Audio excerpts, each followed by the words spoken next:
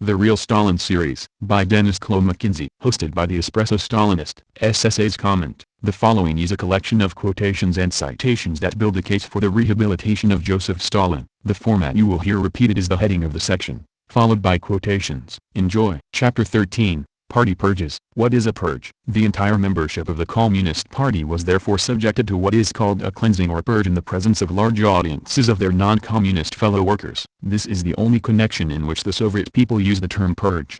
Its application by Americans to all the Soviet treason trials and in general to Soviet criminal procedure is resented by the Soviet people.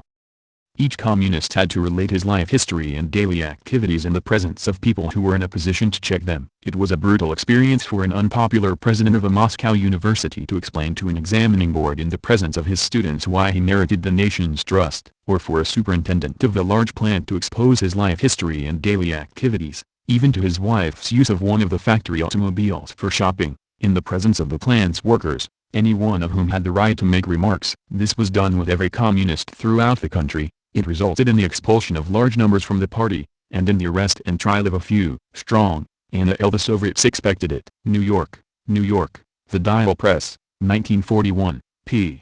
136. The Purge in Russian Chistka. Cleansing is a long-standing institution of the Russian Communist Party. The first one I encountered was in 1921, shortly after Lenin had introduced NEP, his new economic policy, which involved a temporary restoration of private trade and petty capitalism and caused much heartburning amongst his followers. In that purge nearly one-third of the total membership of the party was expelled or placed on probation. To the best of my recollection, the reasons then put forward for expulsion or probation were graft, greed, personal ambition, and conduct unbecoming to communists, which generally meant wine, women, and song. Durante, Walter, The Kremlin and the People. New York, Rennell and Hitchcock, 1941, p.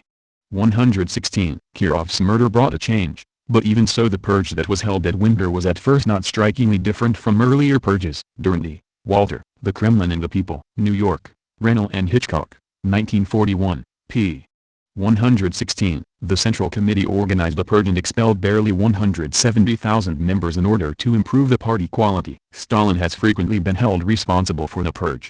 He was not its author. This party cleansing was done under Lenin's leadership. It is a process which is unique in the history of little parties. The Bolsheviks, however, do not regard it as an extraordinary measure for use only in a time of crisis, but a normal feature of party procedure. It is the means of guaranteeing Bolshevik quality. To regard it as a desperate move on the part of leaders anxious to get rid of rivals is to misunderstand how profoundly the Bolshevik party differs from all others, even from the communist parties of the rest of Europe. Murphy, John Thomas. Stalin, London, John Lane, 1945, p.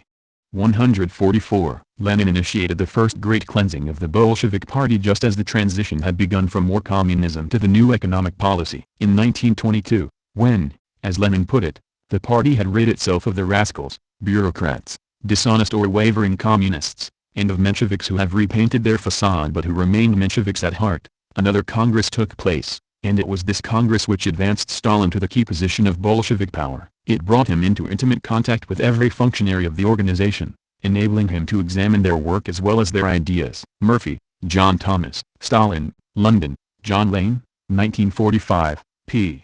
145. The party maintains its quality by imposing a qualifying period before granting full membership, and by periodical cleanings of those who fail to live up to the high standard set. Murphy, John Thomas. Stalin, London, John Lane, 1945, p. 169. In all fairness I must add that no small proportion of the exiles were allowed to return home and resume their jobs after the purge had ended. Durante, Walter, The Kremlin and the People. New York, Rennell and Hitchcock, 1941, p. 122. Besides examining communists against whom definite complaints are made, the Control Commission at long intervals resorts to wholesale purges of the party. In 1929 it was decided to institute such a purge, with a view to checking up on the rapid numerical growth of the party, which has been increasing at the rate of about 200,000 a year during the last few years, and eliminating undesirable elements. It was estimated in advance that about 150,000 communists, or 10% of the total membership, including the candidates, would be expelled during this process. In a purge every party member, regardless of whether any charges had been preferred against him or not, must appear before representatives of the Control Commission and satisfy them that he is a sound communist in thought and action. In the factories, non-party workers are sometimes called on to participate in the purge by offering judgment on the communists and pointing out those who are shkurniki or people who look after their own skins, a familiar Russian characterization for careerists. Chamberlain, William Henry. Soviet Russia, Boston, Little, Brown, 1930, p. 68. From time to time the party cleans out its membership, and this is always done in open meetings to which all workers of the given institution are invited. Each communist in the institution must give before this public an extended account of his life activities, submit to and answer all criticism, and prove before the assembled workers his fitness to remain in the leading party. Members may be cleaned out not only as hostile elements, double dealers, violators of discipline, degenerates, career seekers, self-seekers, morally degraded persons, but even for being merely passive, for having failed to keep learning and growing in knowledge and authority among the masses. Strong, Anna Louise, The Soviet World. New York, N. Y. H. Holt and Company, c. 1936, p. 31. I have in the course of 15 years in the Soviet Union met an occasional communist who was a grafter, and many more who were stubborn bureaucrats and unenlightened fanatics. But I have also seen how the party throws out dead wood not always accurately and renews itself from the working class it leads. Strong, Anna Louise, The Soviet World. New York, N. Y. H. Holt and Company, c. 1936, p. 37. It would be a mistake to regard the 1933 Chestka as having been directed solely against members of the opposition. The largest single group expelled were passive party members, those carried on the roles but not participating in party work. Next came violators of party discipline, bureaucrats, corrupt officials, and those who had hidden past crimes. Members of dissident groups did not even figure in the final tallies. Stalin himself characterized the purge as a measure against bureaucratism, red tape, degenerates, and careerists, to raise the level of organizational leadership. The vast majority of those expelled were fresh recruits who had entered the party since 1929, rather than old Bolshevik oppositionists. Nevertheless, the 1933 purge expelled about 18% of the party's members and must be seen as a hardline policy or signal from Moscow. Getty and Naumov, The Road to Terror. New Haven, Connecticut, Yale University Press, c. 1999, p. 127. Not everyone who wishes can belong to the party, said Stalin. It is not given to everyone to brave its labors and its torments. Barbus, Henri. Stalin. New York, The Macmillan Company, 1935, p.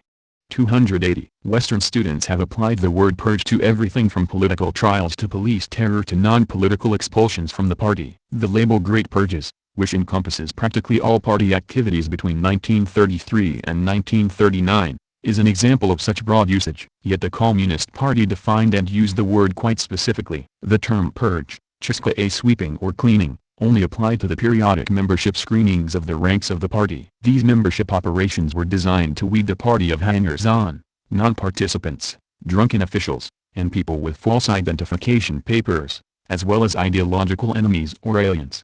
In the majority of purges, political crimes or deviations pertained to a minority of those expelled. No Soviet source or usage ever referred to the Azovshchina, the height of police arrests and terror in 1937, as a purge, and party leaders discussed that event and purges in entirely separate contexts. No political or non-political trial was ever called a purge, and under no circumstances were operations, arrests, or terror involving non-party citizens referred to as purges. A party member at the time would have been mystified by such a label. Getty, A. Origins of the Great Purges. Cambridge, N. Y. Cambridge University Press, 1985, p. 38. It is to these operations, periodic cleansings, and not to trials, arrests, or prosecutions, that the Soviet usage of the term purge applies. The 1919 operation was called peregistratsiya, re-registration. The 1921 purge, and each subsequent purge, was called proverka, verification, or chystka, a cleaning, cleaning out, combing out, or sweeping. For consistency and accuracy, the term purge will be applied below only to a membership accounting operation. Getty, A. Origins of the Great Purges. Cambridge, N. Y. Cambridge University Press, 1985, p. 40. The reasons for which one could be expelled in a purge varied throughout the 20s, but there were some constant themes. One category consistently marked for expulsion was that of class alien, counter-revolutionary, or hostile elements. This group of offenders included former officers, but not always soldiers, of the White Armies, regenerate bourgeois elements, kulaks, and other elements of the pre-revolutionary power structure. There was no official stricture against persons of bourgeois or kulak origin entering the party, as long as such origins were not kept secret. Hiding one's origins, however, was always grounds for expulsion. Another category for expulsion was that encompassing official misconduct or corruption. This might be phrased acts unworthy of a party member, violations of party discipline, or self-seeking careerism in cases of continued violations. This abuse of position category often included theft, embezzlement, and the like. A third group of offenses providing grounds for expulsion centered on non-participation or passivity. This group always accounted for a large percentage of those expelled in a purge, as did a fourth group, the morally corrupt. Offenses such as drunkenness, sexual crimes, and financial corruption were taken as signs of personal corruption. Getty, A. Origins of the Great Purges. Cambridge, N. Y. Cambridge University Press, 1985, p. 41. The largest of these operations was the 1921 purge following the Civil War, which expelled 1 in 4 party members. At no time in the 20s did an all-union purge embrace even one-half that rate of expulsion. Getty, A. Origins of the Great Purges. Cambridge, N. Y. Cambridge University Press, 1985, p. 45. If 1929 is typical of a 1920s era purge in its causes and criteria for expulsion, then membership operations seem to have been implemented to rid the party of corrupt, inactive, undisciplined, class alien, or criminal persons. The idea was to clean the party of those who were not full-time, dedicated, honest party members according to Lenin's strict code. It was not done, at least explicitly, to rid the party of all ideological dissenters or suspected oppositionists. Nationally, 1,530,000 members went through the 1929 purge. Of these, 170,000, or 11%, were expelled. Subsequently, however, 37,000 of these expellees, 22% of them, were reinstated into the party on appeal. In Smolensk, the figure was 43% restored to membership, and in Voronezh 33%. These readmissions eventually reduced the impact of the 1929 purge from 11 to 8% nationally and comprised the greatest number of reversals for a purge to date. Subsequent clarifications show that the vast majority of those reinstated to membership had been expelled for passivity, non-participation, and that most of these were rank-and-file members of working-class origin. Getty, A. Origins of the Great Purges. Cambridge, N. Y. Cambridge University Press, 1985, p. 47. Accordingly, the party was to purge itself in 1933 of the following categories. 1. Class alien, hostile elements who try to deceitfully demoralize the party. 2. Double dealers, who deceitfully undermine party policy. 3. Violators of discipline who fail to carry out party decisions and who are pessimistic about the impracticability of party measures. 4. Degenerates who merged with and do not struggle against kulaks, loafers, thieves, etc. 5. Careerists and self-seekers who are isolated from the masses and disregard the needs of people. 6. Moral degenerates whose unseemly behavior discredit the party. These categories were slightly more ideological than those for the 1929 purge. There was more emphasis on double dealers, underminers, and violators of discipline who refused to struggle against the kulak, but the main focus of the 1933 Chestka was on weeding out undesirables who had flooded the party since 1929 and not on persecuting members of the opposition, many of whose leaders remained in the party. Getty, A. Origins of the Great Purges. Cambridge, N. Y. Cambridge University Press, 1985, p. 49. The Chestka of 1933 was to take place in a comradely atmosphere, was to tolerate no petty and captious digging into the personal lives of people, and was not to be used to settle personal accounts. Local purge officials were warned not to expel large numbers of rank-and-file members on such flimsy pretexts as passivity or simple political illiteracy. The 1933 announcement enjoined those conducting the purge to take into account the overall development of the member, not to try to trick him or her with technical questions on the intricacies of the party program, and not to expel loyal workers and collective farmers just because they had not had time to improve their level of ideological education. Moreover, a member found to lack sufficient political knowledge, or discipline, was to be reduced from a member to a candidate, or from a candidate member to a sympathizer, reflecting an attempt to prevent some of the abuses encountered in 1929 relating to unjustified expulsions. Getty, A. Origins of the Great Purges. Cambridge, N. Y. Cambridge University Press, 1985, p.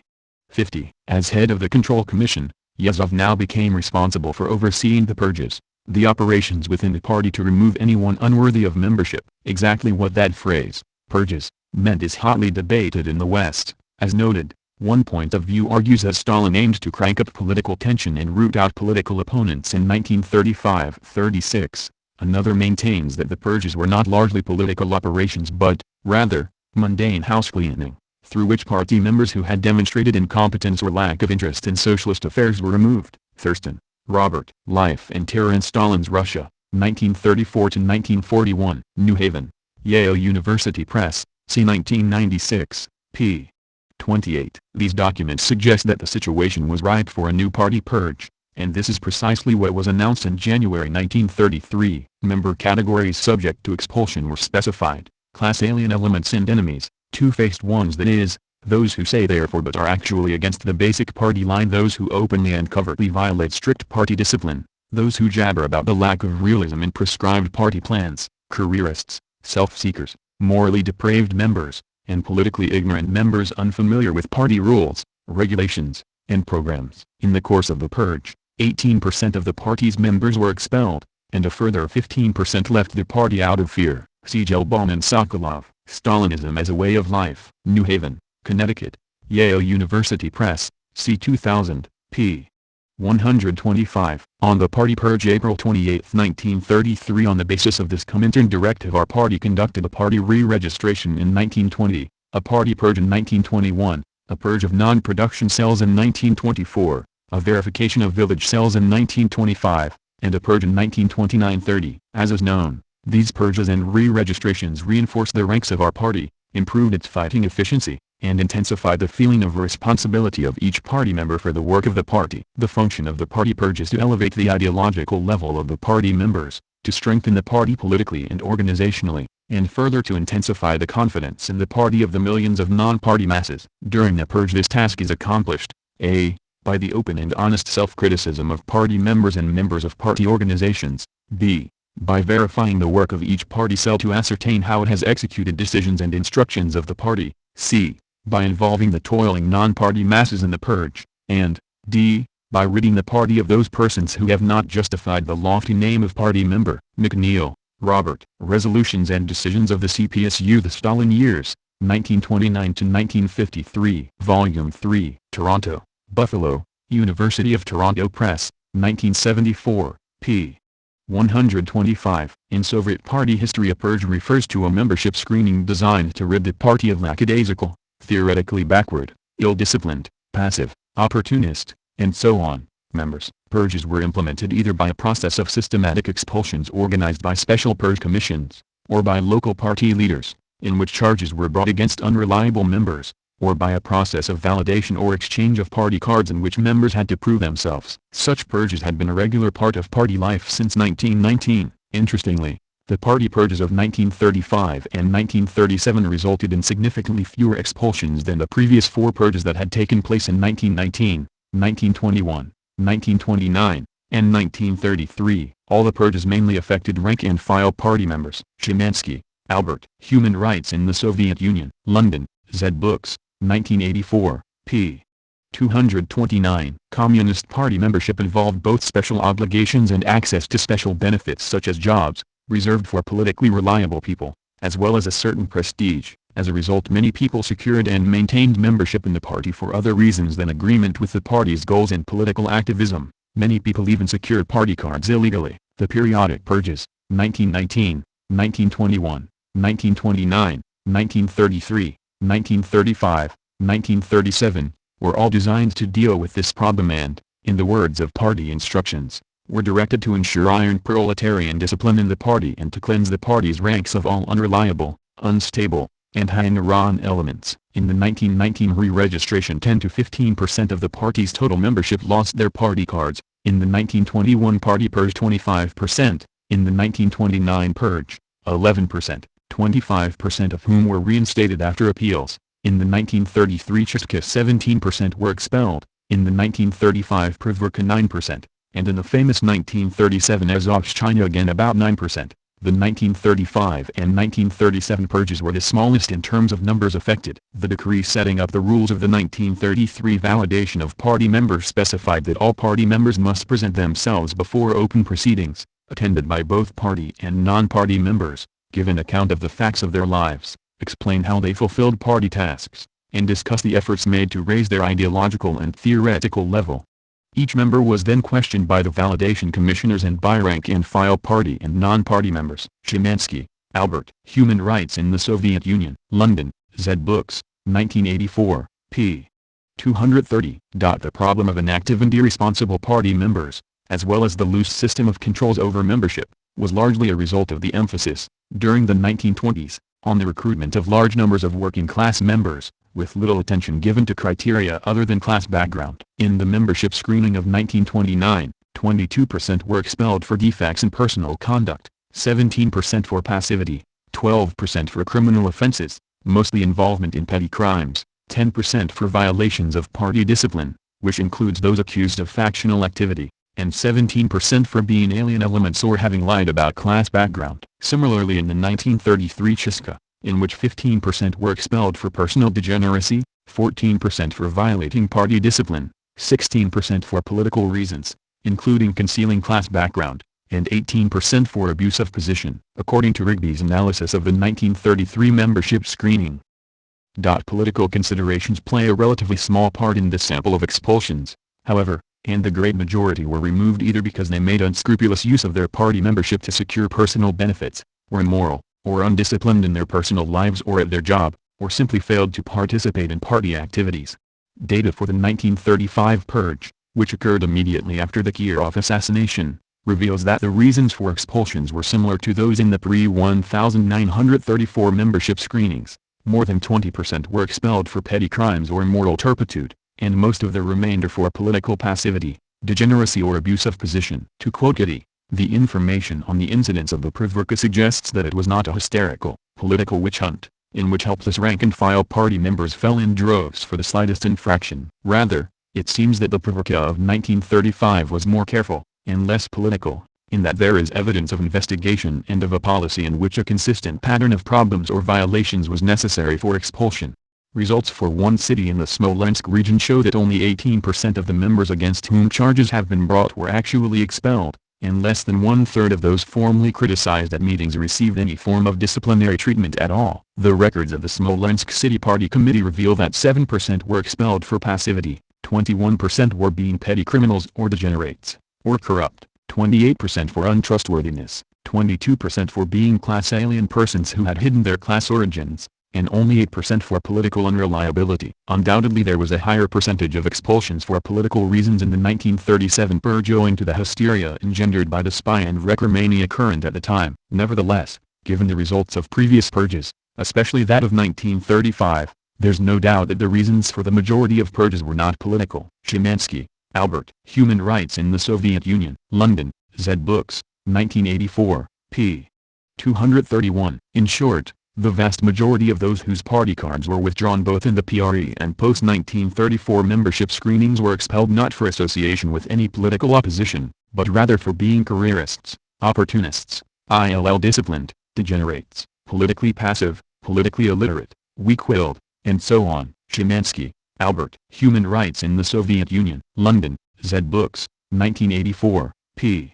232. A member of the Communist Party becomes such not only through his own selection, but by the approval of the working class among whom he lives and toils. Not only must he come with recommendations from older party members of from 5 to 10 years standing, recommendations taken so seriously that a member may be expelled for endorsing an unworthy candidate. Not only must he undergo a period of probation ranging from 1 to 2 years, but admission may be refused, or a member once admitted may be expelled not only by the judgment of other communists, but in response to accusations from non-party workers as well. The list of offenses for which expulsion is possible include not merely alien elements, double dealers, breakers of discipline, moral degenerates, careerists, self-seekers, but even passive elements who do not carry out their duties and who have not mastered the program, rules, and most important decisions of the party.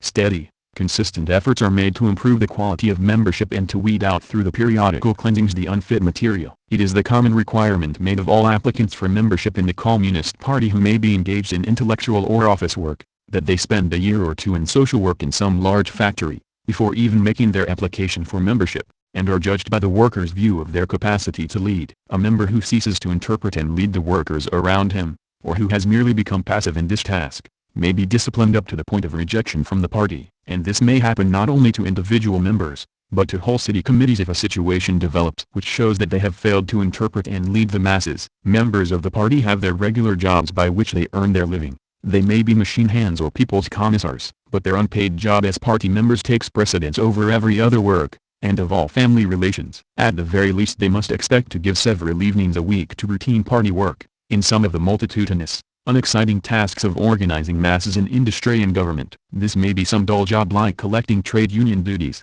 assembling material for a wall newspaper, checking up subscriptions to government loans. It may also include leading groups of youth or teaching classes in politics. Strong, Anna Louise. Dictatorship and Democracy in the Soviet Union. New York, International Pamphlets, 1934, p.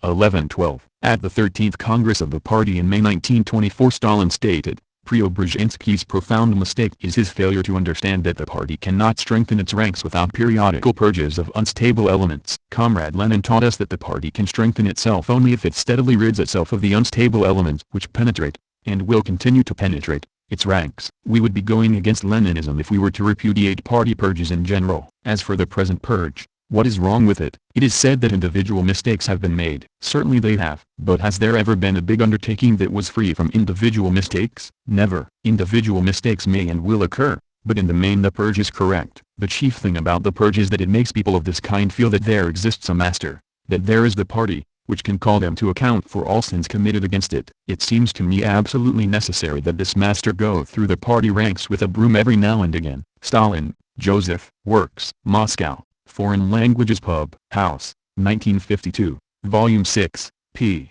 239-240. The first of the 1930s purges, in 1933, was officially justified by the need to reduce the number of party numbers, which had almost tripled by the often unregulated admission of new and poorly motivated members. However, the decree from the Central Committee ordering it gave a list of reprehensible offenses, allowing action to be taken against a good many officials. Alongside elements with alien social backgrounds, it was aimed at double dealers who swore oaths of allegiance to the party line but worked for its failure, those who broke the iron discipline by not carrying out their duties or discrediting the plans through calling them impossible, renegades who had closed ranks with bourgeois elements and did not struggle against embezzlers, careerists, self-seekers and bureaucratic elements who neglected the interests of the people and used their power to make profits, and finally moral degenerates who brought the party into disrepute. It was not by chance that local officials were accused of trying to sabotage the purge and save their friends. It was the so-called passive elements, one category the official instructions did not mention, who were purged in great numbers. Most of these were workers. This practice caught on,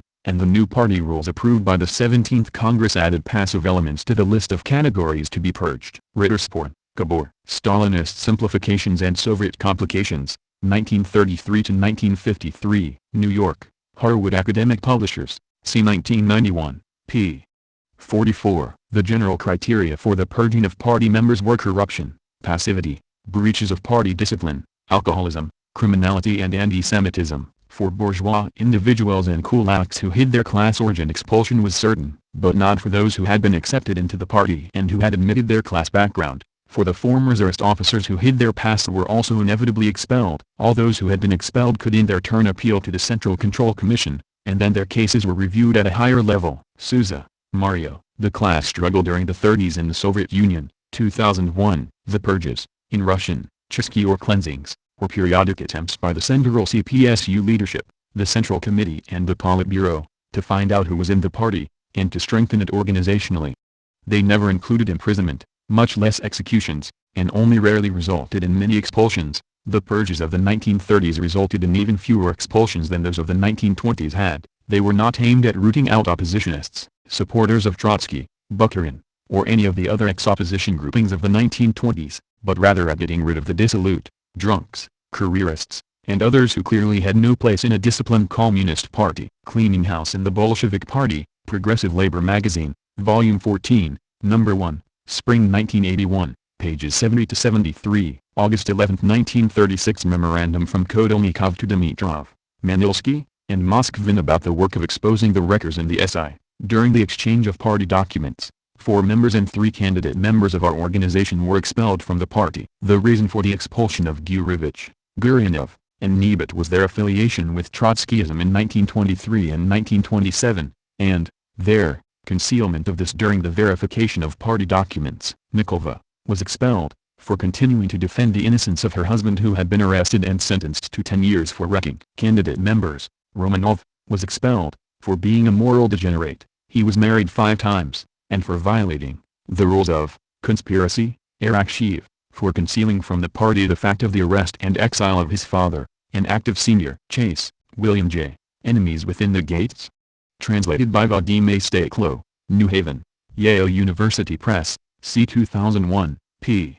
138. Transferring party leaders. The arrests affected chiefly the upper party circles and those officials dealing with foreigners, hence they seemed to foreigners more extensive than they were. None of the arrests was as wanton as the foreign press portrayed them. Evidence of some sort was indicated. The common sentence was not execution, but swift removal to another job in another part of the country. Fairly large numbers of such transfers seem to have occurred merely on suspicion, on the theory that if suspects were guilty, or had guilty connections, the transfer would break these up. If they were innocent, they would not suffer much from a job transfer and would come back to Moscow eventually if they chose. Naturally, such people did not hasten to communicate with their foreign acquaintances during their absence, and this often led the latter to assume that the Russians had been liquidated. A year or two later, large numbers of such people returned, none the worse for their temporary job in the sticks. Strong, Anna L. The Soviets expected it. New York, New York, The Dial Press, 1941, p. 137. Lenin says a party must purge and struggle. Under the title What is to be done, Lenin included a letter from Lissol of June 24, 1852. Party struggles give a party strength and life. The best proof of the weakness of a party is its diffuseness and its blurring of clear-cut differences. A party becomes stronger by purging itself. Schumann, Frederick L. Soviet Politics, New York, A. A. Knopf, 1946, p. 37. After the victory of the revolution, when the Communist Party had become the ruling party, the party leadership and Lenin had to acknowledge that some unwelcome elements had penetrated into the party and state apparatus. They were people who wanted to make a career via membership in the party. At the 8th Party Conference in December of 1919, Lenin brought this problem up. According to Lenin, it is natural, on the one hand, that all the worst elements should cling to the ruling party merely because it is the ruling party. For that reason it was important to evaluate the contribution of the party members. On the proposal of Lenin, the party carried out a re-registration of all party members. Every member had to answer for his actions in front of the member collective. Those who were considered unreliable were excluded. That was the first purification of the party apparatus. This method, to strengthen the party by purging the opportunistic elements, was to characterize the Communist Party for many years to come. Sousa, Mario, The Class Struggle During the 30s in the Soviet Union, 2001. Purge reveals extent of white penetration of Govt. January 7, 1933. These results, of purging in the North Caucasus, are published today in the newspaper Pravda. Detailed investigation revealed what is literally an appalling state of affairs from a Bolshevik point of view. Not merely had kulaks or their sympathizers crept into the party ranks, but such important posts as secretaryships and presidencies of local committees were held by former staff officers of Admiral Kolchak, General Denikin, and other counter-revolutionary forces. The sons and daughters of landowners and merchants who had concealed their social origin had risen to high communist offices. In some cases the whole organization was rotten with treason and kulak resistance to the Soviet agrarian policy, while peasants, workers, and communists were eliminated or browbeaten. Durandi, Walter. Durandi reports Russia, New York, The Viking Press, 1934, p. 289-90. Scott explains why the purge occurred east of Urals. The purge struck Magnitogorsk in 1937 with great force. Thousands were arrested, incarcerated for months, finally exiled. No group, no organization was spared. This purge was part of a vast Union-wide storm which went on from 1935 until 1938. The causes of this purge have been widely discussed. I offer the following. The October Revolution earned the enmity of the old aristocracy, the officers of the old Tsarist army and of the various white armies, state employees from pre-war days, businessmen of all kinds, small landlords, and kulaks. All of these people had ample reason to hate the Soviet power, for it had deprived them of something which they had had before. Besides being internally dangerous, these men and women were potentially good material for clever foreign agents to work with. Geographical conditions were such that no matter what kind of government was in power in the Soviet Union, poor, thickly populated countries like Japan and Italy and aggressive powers like Germany would leave no stone unturned in their attempts to infiltrate it with their agents, in order to establish their organizations and assert their influence. The better to chip pieces off for themselves. They sent fifth columnists of all kinds into Russia, as they did into every other country. These agents bred Purges. Scott, John. Behind the Urals.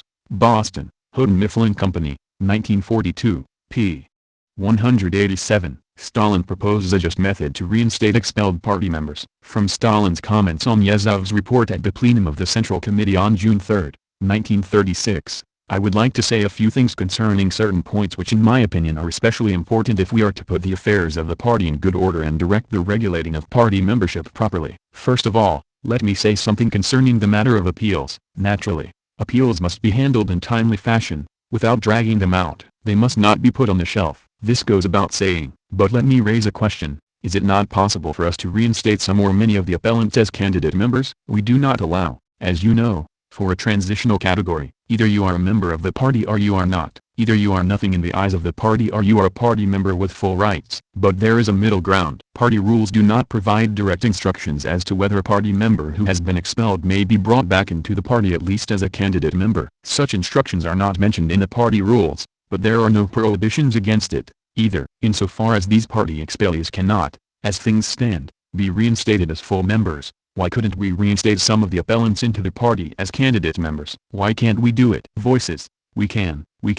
Stalin. There are no prohibitions in the party rules on this account, though there are no direct instructions concerning this, either. Voices. It is now being done. Stalin. No, I don't think that it is being done. To this day, a certain, if I may say so, wholesale attitude toward party members has held sway among party leaders. They expel you. You appeal. If they can reinstate you as a full member of the party, fine. If they can't, then you remain outside the party. All ties with the party are severed. We have party sympathizers, party candidate members, and party members, and they are connected with each other. If party members are expelled and cannot be reinstated as full party members, then they are not reinstated as sympathizers or candidate party members. Is this practice right? In my opinion, such a practice is not right. For this reason, it would be a good idea if the Orgborough of the Central Committee clarified this as soon as possible. If it explained that it doesn't follow from the party rules, from the traditions of the Bolshevik Party, that a party member who has been expelled could not be reinstated as a candidate member or sympathizer. This,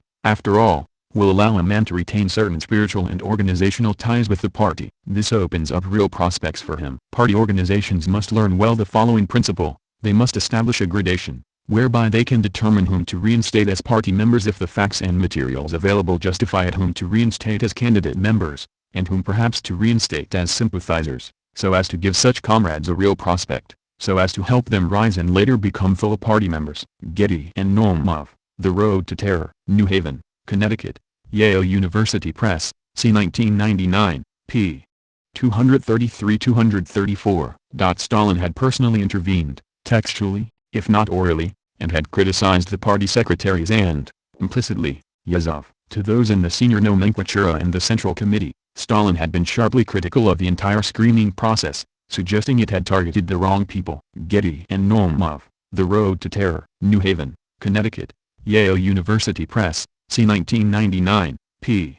243. In several places, Andreev told Stalin that the former local party leadership, through its control of the local NKVD, had arrested large numbers of innocent people. In Saratov, Andreev reported that the former ruling group had dictated false testimony for the signatures of those arrested, and he blamed it on the Agurnov gang within the NKVD. In Voronezh, Andreev complained that masses of innocent people had been expelled and arrested. With Stalin's approval, Andreev organized special troikas to review these cases, 600 in Voronezh alone, and release those arrested by the now condemned former leadership.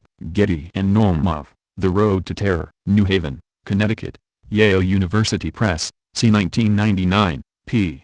455. Stalin attacks bad expulsions and demands they be reinstated. The criticism of regional party chiefs in early 1937 also revisited the issue of who had been wrongly expelled in the recently completed membership screenings of 1935-36, the verification and exchange of party documents. As we have seen, those operations had been under the control of the regional chiefs themselves and had resulted in mass expulsions of rank-and-file party members. Only rarely were any full-time party officials expelled in these screenings. In June 1936, Stalin and others complained about this practice and ordered the territorial leaders to correct mistakes by speeding up appeals and readmissions of those who had been expelled for no good reason. At that time, Stalin interrupted Yezhov's speech to note that the screenings were being directed against the wrong targets. In early March 1937, Top-level Moscow leaders again denounced the heartless and bureaucratic repression of little people.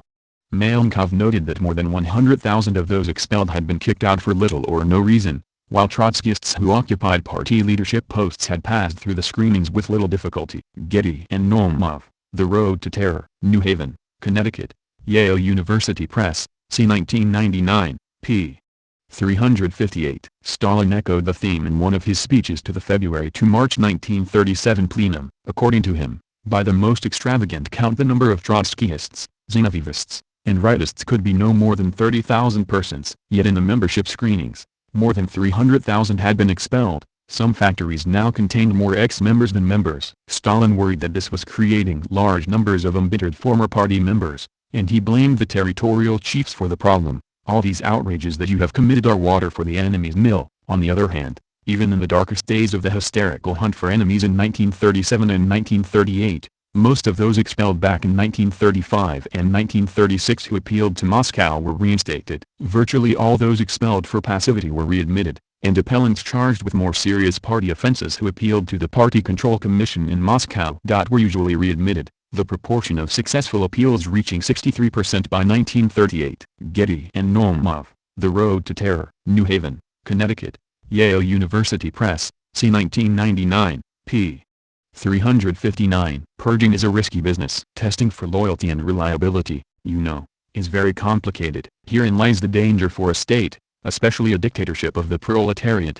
Any dictatorship, it requires harsh, unquestioning discipline. But who is to maintain it? People who do not always want it, down deep oppose it, and oppose it in practice as long as that is possible. But the moment they sense danger, they go too far to curry favor and to protect their careers. Many deeds have been committed by such people, because we do not have ready-made pure people, purged of all sins, people who would carry through a very complicated, difficult policy fraught with all kinds of unknowns. Verify or not, verification itself is not always appropriate. To stage a purge of the party is very dangerous. The best people are the first purged. Many people who are honest and speak frankly are expelled, while those who keep everything in the dark and are eager to curry favor with the party chiefs retain their positions. Chuev, Felix. Molotov remembers. Chicago, I.R. D. 1993, p.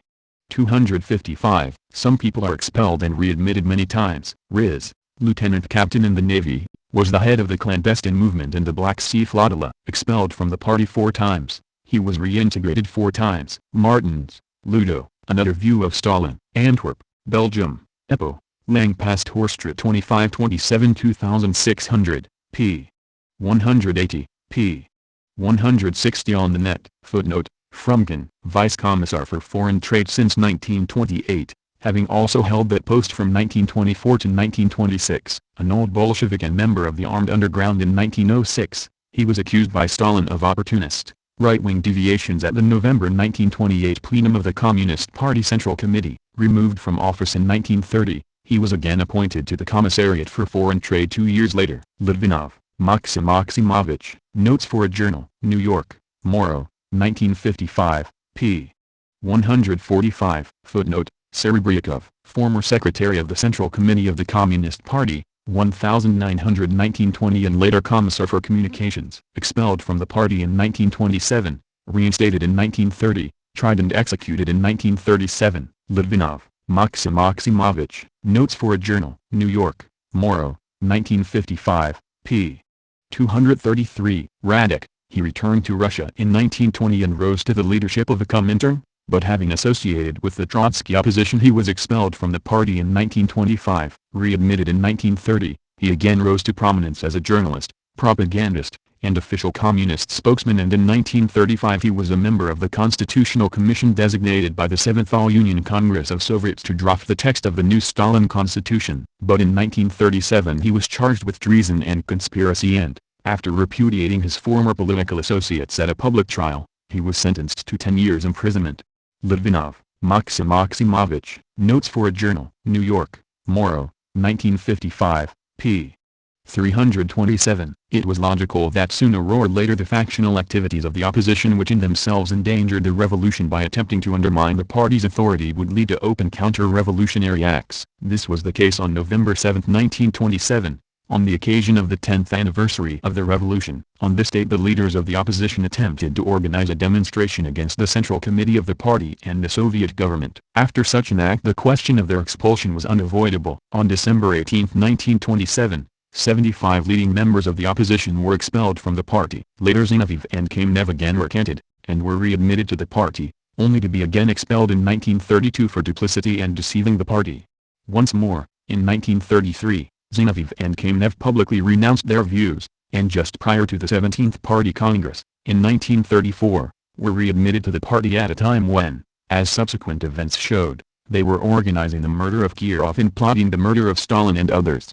All their recantations and pledges turned out to be double-faced dealing. Events proved that they never gave up their struggle. Their thirst for power took them along the path to terrorism. Shepard, W. G. The Moscow Trial, London, Communist Party of Great Britain, 1936, p. 12. He, Zinoviev, was nominal head of the Troika in 1924. In 1925, he joined with Trotsky's left opposition and was expelled from the CPSU by the 15th Party Congress in December 1927. Sent to Siberia, he recanted, was reinstated in 1928, he was again exiled and repeated the recantment and was again reinstated in 1932. In 1935, after the Kirov murder, he was sentenced for complicity. In the first Moscow trial of August 1936 he was, in Trotsky's absence, the leading target and was executed after he confessed. He, Kamenev, was a member of the Troika with Zinoviev and Stalin but was expelled from the CPSU in 1927. He recanted, was readmitted, and like Zinoviev, he again was expelled, recanted, and was readmitted in 1932. Bazhanov, Boris, Bazhanov and the Damnation of Stalin. Athens, Ohio, Ohio University Press, c. 1990, p. 244. Kamenev, Soviet revisionist politician, USSR Commissar of Trade, 1926-27, Minister to Italy, 1927, leader of Trotskyist opposition, 1926-28, expelled from CPSU, 1927, readmitted, 1928, chairman, Main Concessions Committee, 1929, again expelled from party, 1932, again readmitted, 1933, expelled from party for third time, 1934, sentenced to imprisonment for terrorism, 1935, sentenced to death for treason and executed, 1936. In 1921 he, Radek, was made secretary of the Comintern. In December 1927, at the 15th Party Congress, he was expelled from the CPSU for left oppositionism and was banished to the Urals but soon recanted and was reinstated. In 1932 he was the Comintern representative in Germany. In the late 1930s he was the senior foreign correspondent for many Moscow publications. From 1921-26 he, Sokolnikov, was deputy, then chairman, of Narkomfin, but his descent began in 1925 when he joined with Zinoviev, Kamenev, and Krupskaya in opposition to Stalin. He was sent to the United Kingdom as ambassador in 1929, lost his Central Committee seat in 1933, was reinstated as a candidate in 1934, but was demoted to Deputy People's Commissar for Forestry in 1935. He was purged in the 1937 trial of the 17, and was sentenced to 10 years in jail, where he died. Bazhanov, Boris, Bazhanov and the Damnation of Stalin. Athens, Ohio, Ohio University Press, c. 1990, p. 257. In 1925 he, Evdokimov, joined the Central Committee and was a strong supporter of Trotsky in 1927. He was expelled from the party in 1935, recanted and was readmitted to the party, then was purged with Zinoviev and Kamenev and executed in 1936. Bazhanov, Boris, Bazhanov and the Damnation of Stalin. Athens, Ohio, Ohio University Press, c. 1990, p. 264. Uglinov, Commissar of Labor, 1928-30, expelled from party, 1932, reinstated in the party, 1934, re-expelled from the party, arrested, tried for and found guilty of anti-Soviet activity, and sentenced to imprisonment, 1936. Bukharin, editor of Pravda, 1918-29, editor of Bolshevik, 1924-29, editor of Izvestia, 1934-37, member of Politburo, 1924-29, president of Communist International, 1926-29, expelled from party 2, 1929, readmitted to party, 1934, arrested, 1937. Kamenev, member of Politburo, 1919-25, expelled from party, 1927, readmitted to party, 1928, re-expelled from the party, 1932, arrested, 1935, sentenced for being guilty of moral complicity in the murder of Kirov, 1935, found guilty of actual complicity in the murder of Kirov, 1936. Rutan expelled from the party, 1930, acquitted of counter-revolutionary activity and readmitted to the party, 1931, published the Rutan Manifesto for the Opposition, 1932, re-expelled from the party, 1932, arrested and imprisoned, 1932, retried for, and found guilty of, treason, 1937. Zinoviev, president of Communist International, 1919-26, member of Politburo, 1921-26, expelled from the party, 1927, readmitted to the party, 1928, re-expelled, 1932, readmitted, 1933, re-expelled, 1934, arrested, 1935, and tried for, and found guilty of moral complicity in the murder of Kirov, tried for and found guilty of actual complicity in murder of Kirov, 1936. Zinoviev, Soviet revisionist politician, member, Politburo, Central Committee of the CPSU, 1925, headed Leningrad opposition, 1926, expelled from CPSU, 1927, readmitted, 1928, again expelled from party, 1932, again readmitted, 1933, imprisoned for terrorism, 1935, sentenced to death and executed for treason, 1936. Laman Edzi, secretary of Communist Youth International, 1925-26, expelled from party for factionalism, 1927, reinstated in party and again expelled, 1936, found guilty of treason, 193.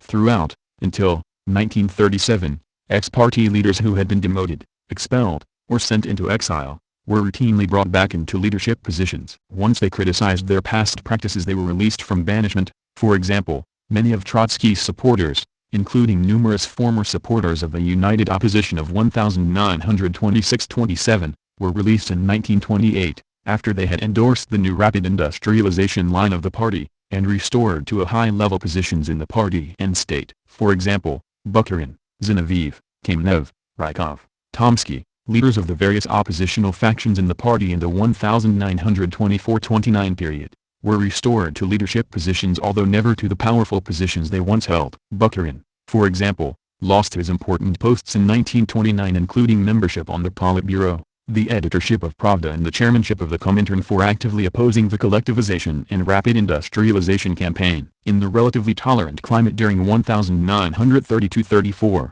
however, he was first made director of the research department of heavy industry and then given the responsible post of editor of Izvestia, which he held from 1934 to 1937. Tomsky, although he lost his position as leader of the trade unions and his seats on the Politburo, for the same reasons that Bukharin lost his position, remained on the Central Committee of the party, and was re-elected at the 16th Party Congress in 1930. At the 17th Party Congress in 1934, both Tomsky and Bukharin were elected as candidate members of the Central Committee, as were other prominent, past opponents of the prevailing party policies. For example, Rykov, and one of them, Pyadkov, was elected as a full member. Zinoviev and Kamenev, who, together with Stalin, had represented the maximal leadership of the party in 1924-26, were removed from the Politburo and other leading positions, and in 1927 they were expelled from the party for active opposition, including organizing street demonstrations to oppose the party's continuing endorsement of the moderate new economic policy. In 1928,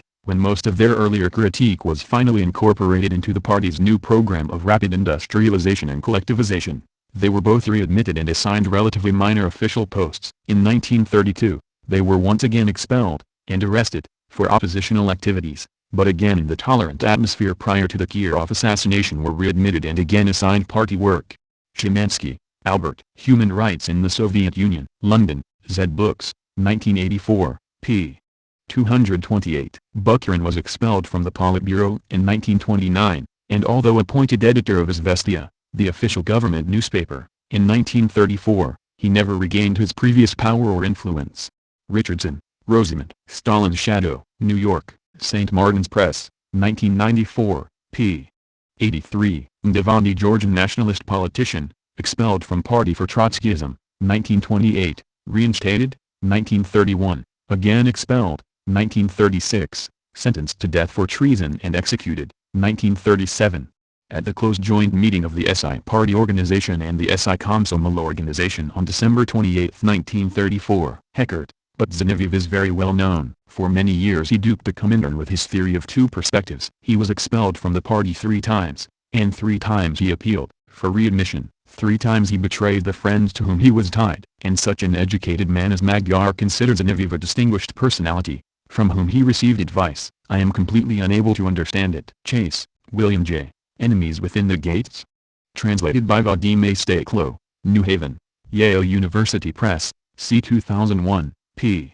73. The pair, Zinoviev and Kamenev, had been expelled from the party in 1927 and readmitted in 1928, only to be re-expelled, and exiled within the Soviet Union, in 1932 on charges that they failed to report what they knew about the Rutan platform. But in harmony with the relaxation of 1933 they again were pardoned and appeared at the Party Congress of early 1934 as repentants. But on December 16, 1934, following the death of Kirov, they were arrested once again along with several associates on suspicion of involvement in the Kirov case. McNeil, Robert, Stalin, Man and Ruler. New York, New York University Press, 1988, p. 175. Incompetent party leaders are expelling and purging the wrong people. In January 1938, the Central Committee published a resolution on how the purge was taking place. It reaffirmed the necessity of vigilance and repression against enemies and spies. But it most criticized the false vigilance of some party secretaries who were attacking the base to protect their own position. It starts as follows. The VKPB Central Committee Plenum considers it necessary to direct the attention of party organizations and their leaders to the fact that while carrying out their major effort to purge their ranks of Trotskyite rightist agents of fascism, they are committing serious errors and perversions which interfere with the business of purging the party of double dealers, spies, and wreckers. Despite the frequent directives and warnings of the VKPB Central Committee, in many cases the party organizations adopt a completely incorrect approach and expel communists from the party in a criminally frivolous way. Robert H. McNeil, Editor, Resolutions and Decisions of the Communist Party of the Soviet Union. Volume 3, The Stalin Years, 1929–1953, Toronto, University of Toronto Press, 1974, p. 188. Yes, some communists were unjustly hit, and crimes were committed during the purge. But, with great foresight, Stalin had already denounced these problems when the operation had only been running for 6 months. 18 years later, Khrushchev would use as a pretext the criminal activities of these provocateurs and careerists, denounced at the time by Stalin, to denigrate the purge itself and to insult Stalin. Martins, Ludo, Another View of Stalin. Antwerp, Belgium, Epo, Langpast-Horstraat 2527 2600, p. 190, p. 166 on the net. Shortly before the Central Committee Plenum of January 1938, the press attacked the false vigilance of party secretaries who had victimized rank-and-file members to cover themselves. The January 1938 plenum produced a resolution that took a hard line against certain careerist communists who are striving to become prominent and to be promoted by recommending expulsions from the party through the repression of party members, who are striving to ensure themselves against possible charges of inadequate vigilance through the indiscriminate repression of party members. This type of person feels it unnecessary to make an objective evaluation of the accusations submitted against the communist, indiscriminately spreads panic about enemies of the people and is willing to expel dozens of members from the party on false grounds just to appear vigilant himself. According to the resolution, such persons adopt a completely incorrect approach, and expel communists from the party in a criminally frivolous way. The resolution states, there have been many instances of party organizations, without any verification and thus without any basis, expelling communists from the party, depriving them of their jobs, frequently even declaring them enemies of the people without any foundation, acting lawlessly and arbitrarily toward party members. It is time to understand that Bolshevik vigilance consists essentially in the ability to unmask an enemy regardless of how clever and artful he may be, regardless of how he decks himself out, and not in indiscriminate or on the off-chance expulsions, by the tens and hundreds, of everyone who comes within reach. The resolution gave several examples in which many expulsions from 1935-36 had been reversed by the higher party bodies or the Party Control Commission. The heartless, bureaucratic attitude on the part of the local party leaders allowed this to take place. Leaders were not considering their people on a careful individual basis and instead were acting in an intolerably arbitrary manner. Getty, A. Origins of the Great Purges. Cambridge, N. Y. Cambridge University Press, 1985, p. 186. In his final comment on the mistakes of the cleaning operations, Zhdanov cited the decisions of the February 1937 plenum and the January 1938 plenum.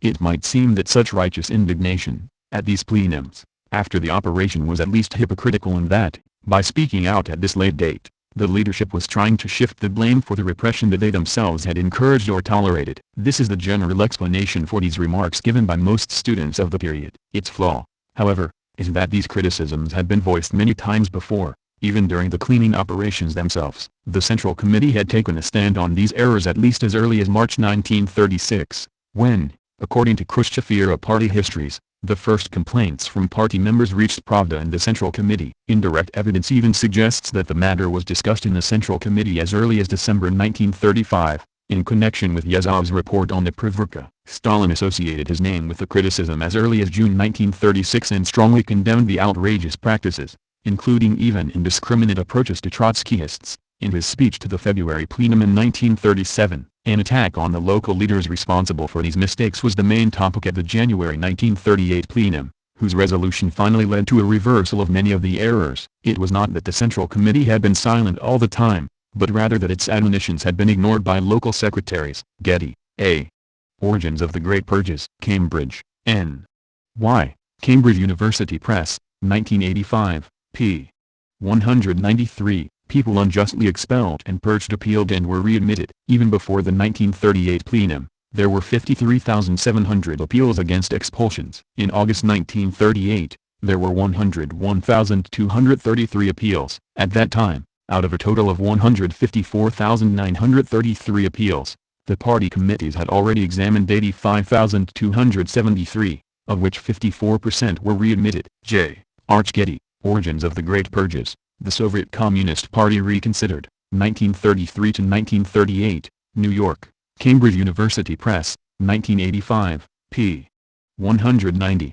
It, Pravda, noted that, before the January 1938 plenum, there had been 53,700 appeals under consideration. Since the plenum, an additional 101,233 had been submitted, making a total of 154,933. Of these, party committees had so far examined 85,273, and 54%, 46,047, of those appealing had been readmitted. Getty, A.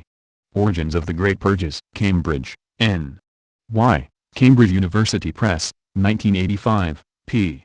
190. Purges were necessary and saved the Sioux from the fifth columnists in defeat. It is precisely because of the purge and the education campaign that accompanied it that the Soviet people found the strength to resist. If that steadfast will to oppose the Nazis by all means had not existed, it is obvious that the fascists would have taken Stalingrad, Leningrad and Moscow. If the Nazi fifth column had succeeded in maintaining itself, it would have found support among the defeatists and the capitulationists in the party. If the Stalin leadership had been overthrown, the Soviet Union would have capitulated, as did France. A victory of the Nazis in the Soviet Union would have immediately helped the pro-Nazi tendency in the British bourgeoisie, still powerful after Chamberlain's departure, take the upper hand from Churchill's group. The Nazis would probably have gone on to dominate the whole world. Martins, Ludo, Another View of Stalin. Antwerp, Belgium, Epo, Lang Pastorstraat 2527 2600, p.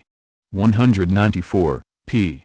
171 on the net. Footnote. In his book Only the Stars Are Neutral, written after 10 weeks in Russia in 1941, Quentin Reynolds said, "Today there is not one fifth columnist, not one Quisling at liberty in Soviet Russia." The Germans tried desperately to set up local tribunals with local citizens as nominal heads of the tribunals when they captured cities like Odessa, Kiev, and others which fell to them during their successful march through the South last autumn. But in no case were they successful. Potential Quislings were all in the work camps of the far north. Stalin knew what he was doing back in 1938. Russia's magnificent unity today and her completely unbroken spirit after the dreadful tragedy of that German advance is proof of the fact that Russia accepted the purge and approved of Stalin's "you can't make an omelette without breaking eggs" policy.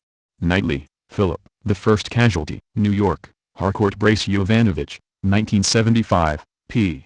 264. Expulsions and reinstatements by police helped determine WHO were reliable police. Riz was, I think, 4 times expelled from a party and 4 times reinstated. In the Soviet Union there was a special order of such party expellees, who were of positive value to the cause of humanity. Every expulsion and every reinstatement involved lengthy debates in party assemblies, and through these the fluctuating strengths and weaknesses of the regime were constantly under review by them. Moreover, we knew the power of men like Comrade X, or Army General Zerosepyan, or Yanukovych, or even NKVD bosses Yagoda or Beria, or Regional Secretary Shebeldayev, in their roles not of servants, but of enemies of the regime.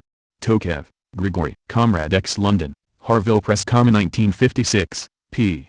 6. People are expelled and reinstated repeatedly. He, Yefimov, was a sturdy little army engineer, an old party member, but with no less than 10 expulsions and reinstatement behind him. Tokayev, Grigory. Comrade X. London, Harville Press, 1956, p. 60. My own record was dismal: expulsion from the Komsomol, expulsion from my trade union reprimand, expulsion from Leningrad, the charge of Trotskyism, the charge of right-wing deviation and civilian democratism, one expulsion from the party, a second expulsion from the party, a stern party reprimand, a second stern party reprimand, a third expulsion from the party which ended in a stern party reprimand with final warning. Tokayev, Grigory. Comrade X. London, Harville Press, 1956, p. 74. Zinoviev and Kamenev had been expelled for the third time in 1934, on suspicion of politically inspiring Nikolaev in the murder of Kirov. Conquest, Robert. The Great Terror. New York, Oxford University Press, 1990, p. 117. Purges decreased through the 30s and differ from the Azovshchina. The traditional view of the events of 1933-39 which sees them as related and incremental parts of the same terrorist crescendo needs revision. Feinsod and others describe the 1933-39 period as an almost continuous purge in the western region, and his conceptual framework has dominated nearly all views of the period. It is based on the idea that after 1933, or 1934, there was a constantly increasing level of purging accompanied by a similarly rising curve of fear and panic. According to this view, the continuous purge began in 1933 with the Chistka. The assassination of Politburo member Kirov in December 1934 touched off a new round of almost continuous purges, which expanded in ever-widening circles. In the months after Kirov's murder, the net was spread wide, leading to a hailstorm of indiscriminate denunciations and a rich haul of victims. This view is weakly supported by the available primary evidence. Aside from particular errors, this interpretation suffers from grave phenomenological problems. First, in terms of their attrition to the party, the 1933-36 membership screenings were actually a decrescendo, in that each operation expelled fewer members than the previous one. Indeed, these purges were milder than their direct ancestors of the 1920s. Second, most expulsions were for non-ideological and non-dissident infractions, violations of party discipline, theft, abuse of position. Simple non-participation accounted for more of those expelled than did political crimes. The screenings were hardly heresy hunts, and to associate the benign exchange of party documents with the acts of the purge is at least inaccurate.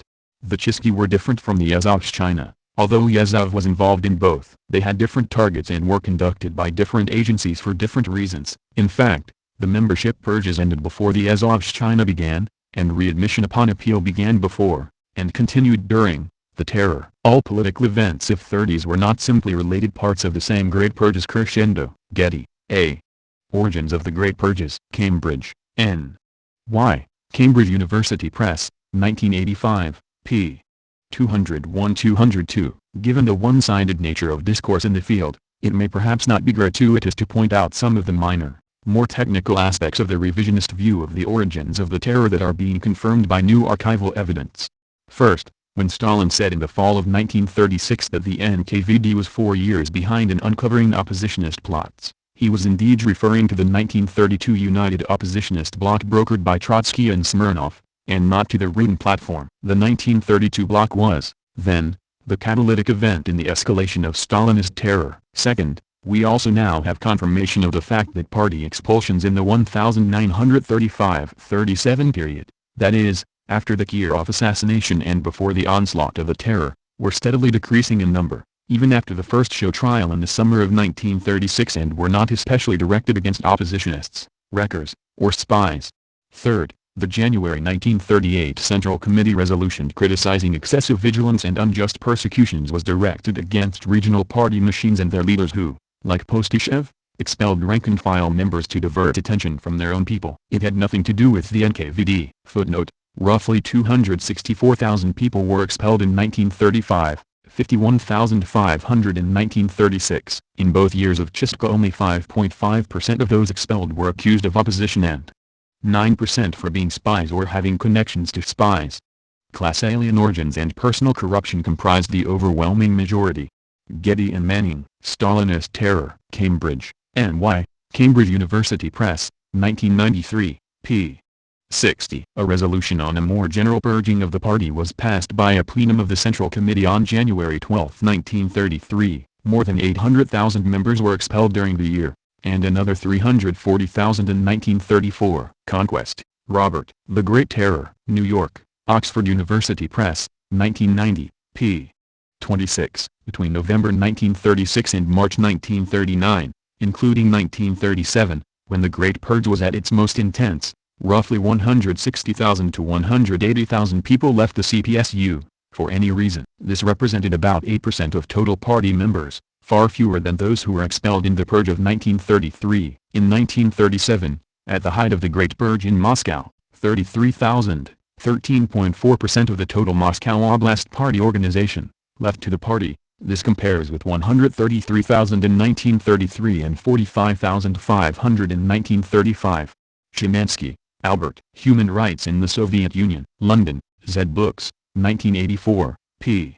241. There is no evidence of a Stalin master plan to eliminate opponents in the 30s. Some will feel that this study has taken a naive view of Stalin's role as planner and perpetrator. There's no doubt that he had chief responsibility for political leadership, but the present account has more than once failed to conclude that the events were part of a coherent plan. Evidence of high-level confusion, counterproductive initiatives, and lack of control over events has not supported the notion of a grand design. Careful analysis of archival, documentary, press, and creditable memoir sources neither supports nor disproves the existence of a plan. It is still possible that the events of 1933-39 were parts of a devilish and devious strategy, but the evidence indicates that a master Stalin plan must remain an a priori assumption, an intuitive guess, or a hypothesis. It can be suspected but not established on the basis of the presently available classes of evidence. Stalin did not initiate or control everything that happened in the party and country.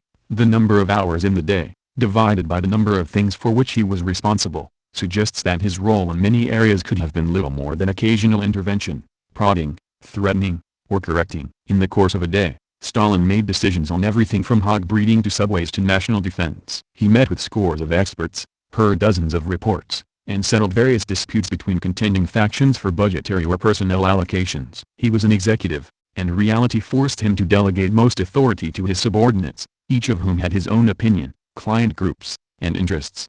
Getty, A. Origins of the Great Purges. Cambridge, N.Y. Cambridge University Press, 1985, p.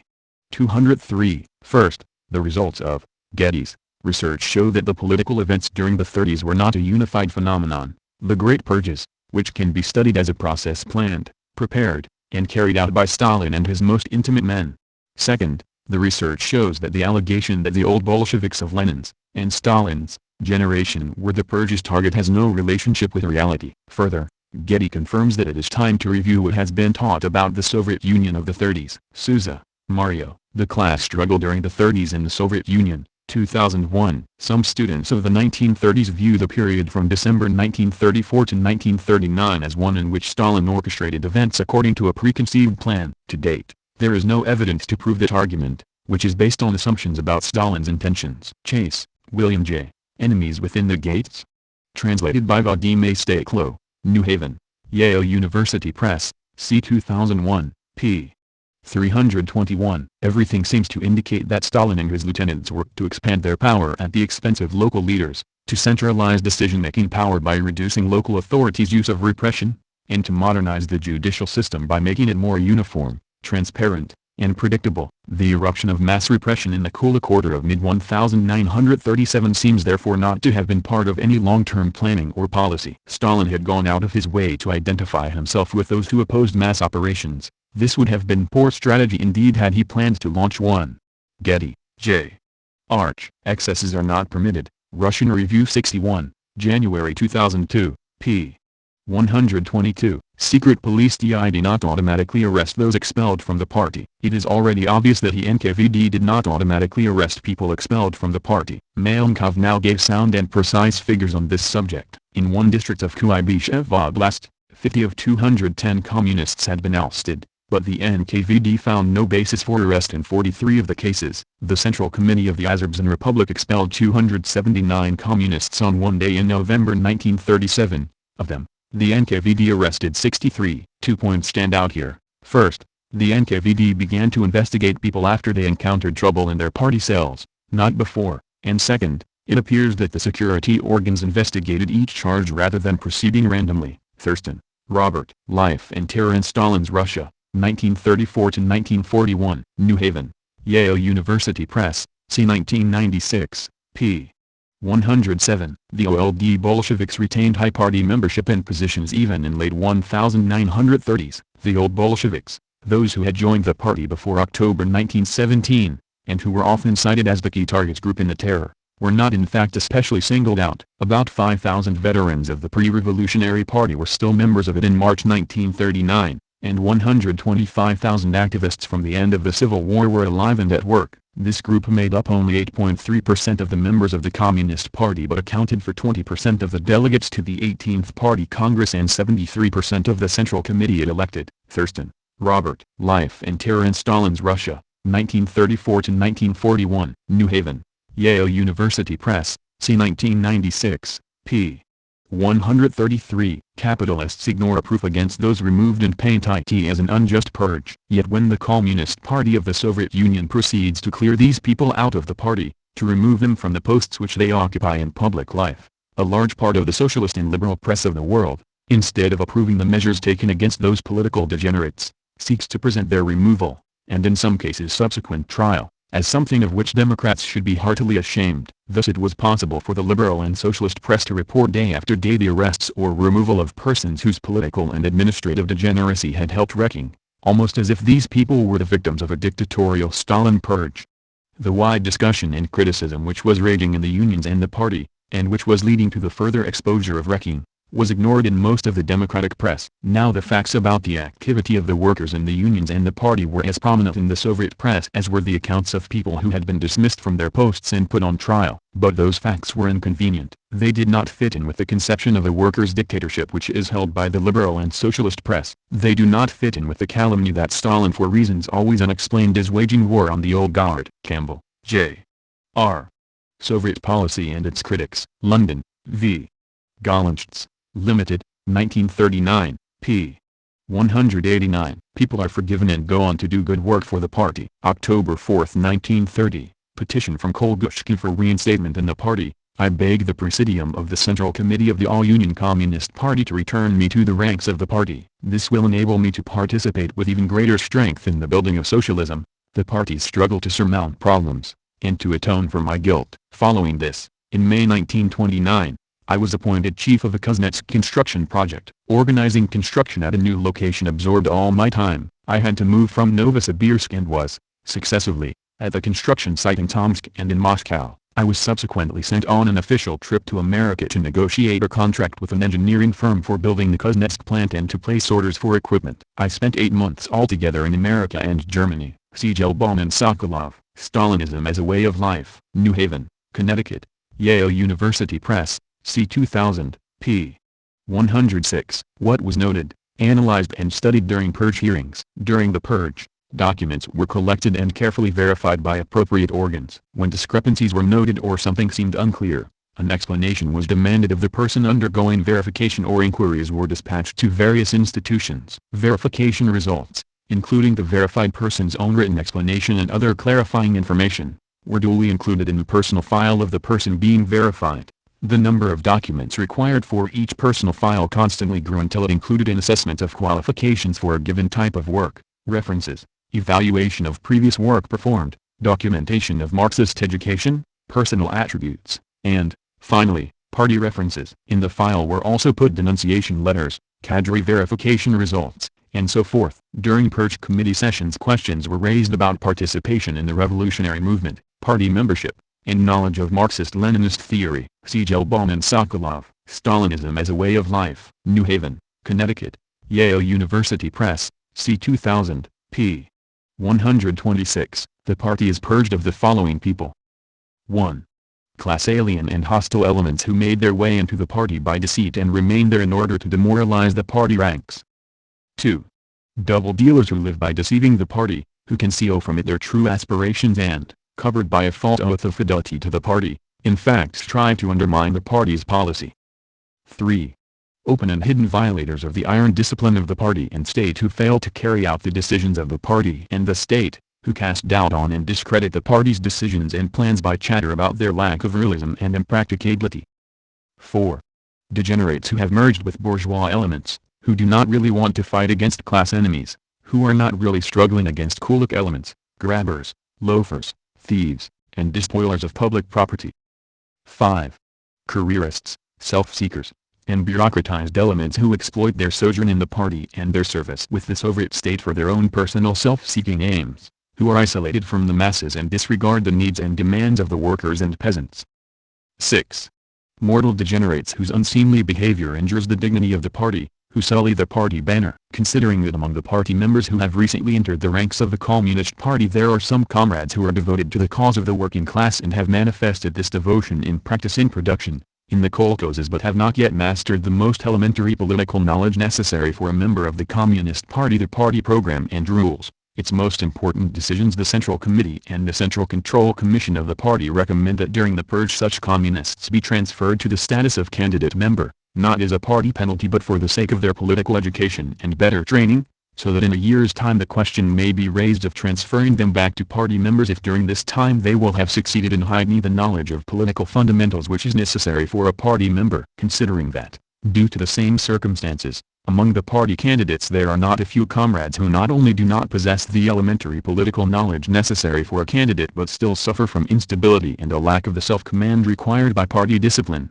the Party Central Committee and Central Control Commission recommend that during the purge such comrades be transferred from the category of candidates to that of sympathizers, so that in a year's time the question may be raised of transferring them back to candidates or of admitting them to party membership if a check shows that they have fully matured. McNeil, Robert. Resolutions and Decisions of the CPSU. The Stalin Years, 1929–1953. Volume 3. Toronto, Buffalo, University of Toronto Press, 1974. p. 126. The party had able men in its ranks but never enough of them. The purges it carried out for between 1921 and 1934 were aimed at the corrupt, the incapable, and the opportunists as well as deviationists and oppositionists. Bullock, Alan, Hitler and Stalin, Parallel Lives. New York, Knopf, 1992, p. 389. Control Commission set up in 1921 to administer purges. The picture would be incomplete without mention of another institution, the Central Control Commission, that came to loom large in Bolshevik affairs. Its role vis-à-vis the party was analogous to that of the commissariat of the inspectorate vis-à-vis the governmental machine. It audited party morals. It was formed at the 10th Congress, in 1921, on the demand of the workers' opposition, with which the Congress had otherwise dealt so harshly. It was in charge of the so-called purges. These, too, were initiated by the 10th Congress, on the demand of the opposition. They were intended to cleanse the party periodically of careerists, who had climbed the bandwagon in great numbers, of communists who had acquired a taste for the bourgeois life, and commissars whose heads had been turned by power. Lenin adopted the idea and intended to use it in order to stop his followers departing from the party's puritanic standards. But he also turned one edge of the purges against anarcho-syndicalists, waverers, doubters, and dissidents, against the real initiators of the new practice. The procedure of the purges was at first very different from what it became in later years.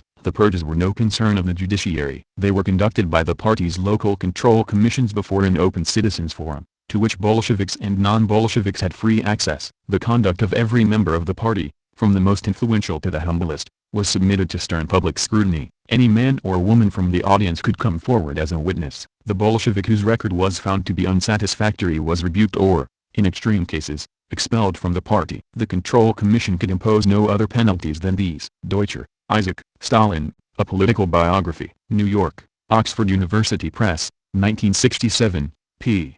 233. The demand for a purge had come from the workers' opposition at the 10th Congress, and the first purge was carried out in 1921. Police and the courts had nothing to do with the procedure. At public meetings the control commissions, that is party tribunals, examined the record and the morals of every party member, High or low, every man and woman in the audience could come forward and testify for or against the investigated individual, whom the control commissions then declared either worthy or unworthy of continued membership. The unworthy bore no punishment, but the loss of membership in the ruling party was likely to deprive him of chances of promotion or of a responsible post. Within a short time 200,000 members, about one-third of the total membership, were thus expelled. The Control Commission classified those expelled into several categories: vulgar careerists, former members of anti-Bolshevik parties, especially former Mensheviks, who joined after the end of the Civil War, Bolsheviks corrupted by power and privilege, and, finally, the politically immature who lacked an elementary grasp of the party's principles. It seems that people whose only fault was that they had criticized the party's policy or its leaders were not expelled. Deutscher,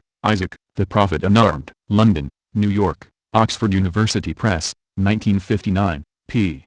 18. The Central Committee created a control commission of its own, which carried out the first general housecleaning with the result that 200,000 members were expelled from the Bolshevist ranks. Levine, Isaac Don. Stalin, New York, Cosmopolitan Book Corporation, c. 1931, p.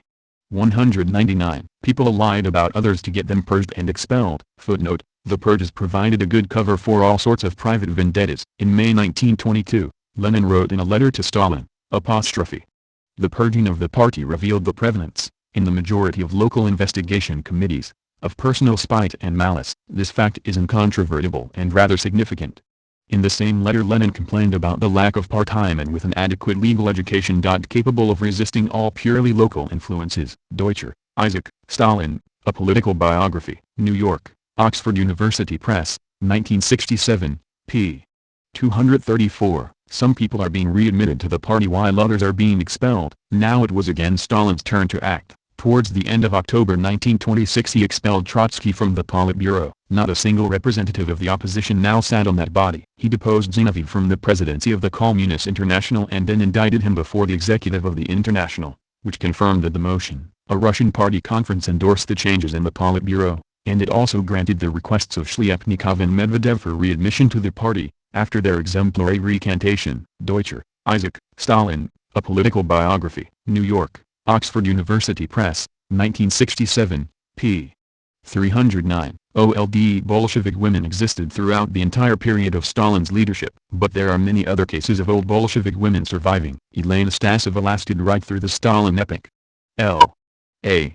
Fotova, Lenin's secretary, who must also have known a good deal about what was one of Stalin's most sensitive points. The quarrel with Lenin in his last days was also spared. So was Nikolaeva, the only woman full member of the 1934 Central Committee apart from Krupskaya, who was one of the few who was carried over into the committee elected in 1939, and she was an ex-Zinoviev at that. Another case was Zemlyanka, member of the 1904 Central Committee. A brutal terrorist, she had been Bela Kun's chief colleague in the Great Slaughter in the Crimea in 1920, to which Lenin himself had objected.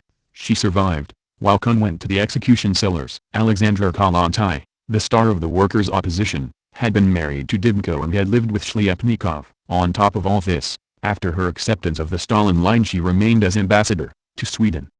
She survived the Stalin epoch unscathed. End post. Another category to be spared has no such obvious source. The former Bolshevik members of the Duma, including Petrovsky, who was under the direct threat in 1939, all survived. Conquest, Robert. The Great Terror. New York, Oxford University Press, 1990, p. 69. Party must rebuff those attacking exposers and attack those decrying good people. The Purge Commissions and all party members must resolutely rebuff anyone who will attempt to exploit the Purge to settle personal accounts. For purposes of factional struggle, they must rebuff all troublemakers and cavillers, and also anyone attempting to defame a communist for the firmness with which he carries out the party line in the fight for party discipline, for economy, for fulfillment of the industrial and financial plan, for the timely delivery of grain, for a proper preparation for the spring sowing, the harvest, and distribution of the crop, and generally for a firm attitude with respect to the accuracy and precision with which the party members under a given comrade in a leading position perform their work. At the same time a no less resolute rebuff must be given to anyone attempting to decry as troublemakers and cavillers all those who are sincerely striving to help the party disclose during the purge the alien, unstable, and unreliable elements in its ranks, or to point out the actual oversights, shortcomings, errors, and defects in the work of one or another comrade or of some whole organization. McNeil, Robert. Resolutions and Decisions of the CPSU. The Stalin Years, 1929 to 1953. Volume 3, Toronto, Buffalo, University of Toronto Press, 1974, p. 127. Expelling people from the party creates resentment and enemies. A January 19, 1938 Pravda editorial says, certain of our party leaders suffer from an insufficiently attentive attitude toward people, toward party members, toward workers. What is more, they do not study the party workers, do not know how they are coming along and how they are developing, do not know their cadres at all. That is why they do not take an individualized approach to party members, to party workers. But the individualized approach is the main thing in our organizational work, and precisely because they do not take an individualized approach to the evaluation of party members and party workers, they usually act aimlessly, either praising them indiscriminately and beyond measure or chastising them also indiscriminately and beyond measure, expelling them from the party by the thousands and tens of thousands. Certain of our party leaders strive in general to think in tens of thousands, not troubling themselves over the units, the individual party members and their fate. They consider the expulsion of thousands or tens of thousands of persons from the party to be a trifle and console themselves with the idea that our party is large and that tens of thousands of expulsions cannot change anything in the party's situation. But only persons who are in essence profoundly anti-party can take such an approach to party members. Such a callous attitude toward persons, party members, and party workers artificially creates dissatisfaction and resentment in one section of the party. McNeil, Robert. Resolutions and Decisions of the CPSU. The Stalin Years, 1929 to 1953. Volume 3, Toronto, Buffalo, University of Toronto Press, 1974, p. 183. It is obvious that the Trotskyite double-dealers adroitly latch on to such resentful comrades and skillfully drag them along into the swamp of Trotskyite maliciousness. The practice of adopting a formalistic and callously bureaucratic attitude to the fate of individual party members, to the exclusion of party members from the party, or to the restoration of excluded members to the rights of membership, is condemned. Party organizations are directed to display the maximum care and comradely concern in resolving the question of expelling from the party or restoring expelled persons to the rights of party membership. From Pravda, January 19, 1938, McNeil, Robert. Resolutions and Decisions of the CPSU. The Stalin Years, 1929 to 1953. Volume 3, Toronto, Buffalo, University of Toronto Press, 1974, p. 184. And if, in spite of this, the insignificance of the Trot forces, the Trotskyite wreckers nevertheless have some reserves or other around our party, it is because of the incorrect policy of some of our comrades on the question of expulsion from the party and reinstatement of expelled people. The heartless attitude of some of our comrades toward the fate of individual party members and individual party workers, artificially engender a number of discontented and embittered people, and thus create these reserves for the Trotskyites. Stalin, Joseph, Mastering Bolshevism, San Francisco, Proletarian Publishers, 1972, p.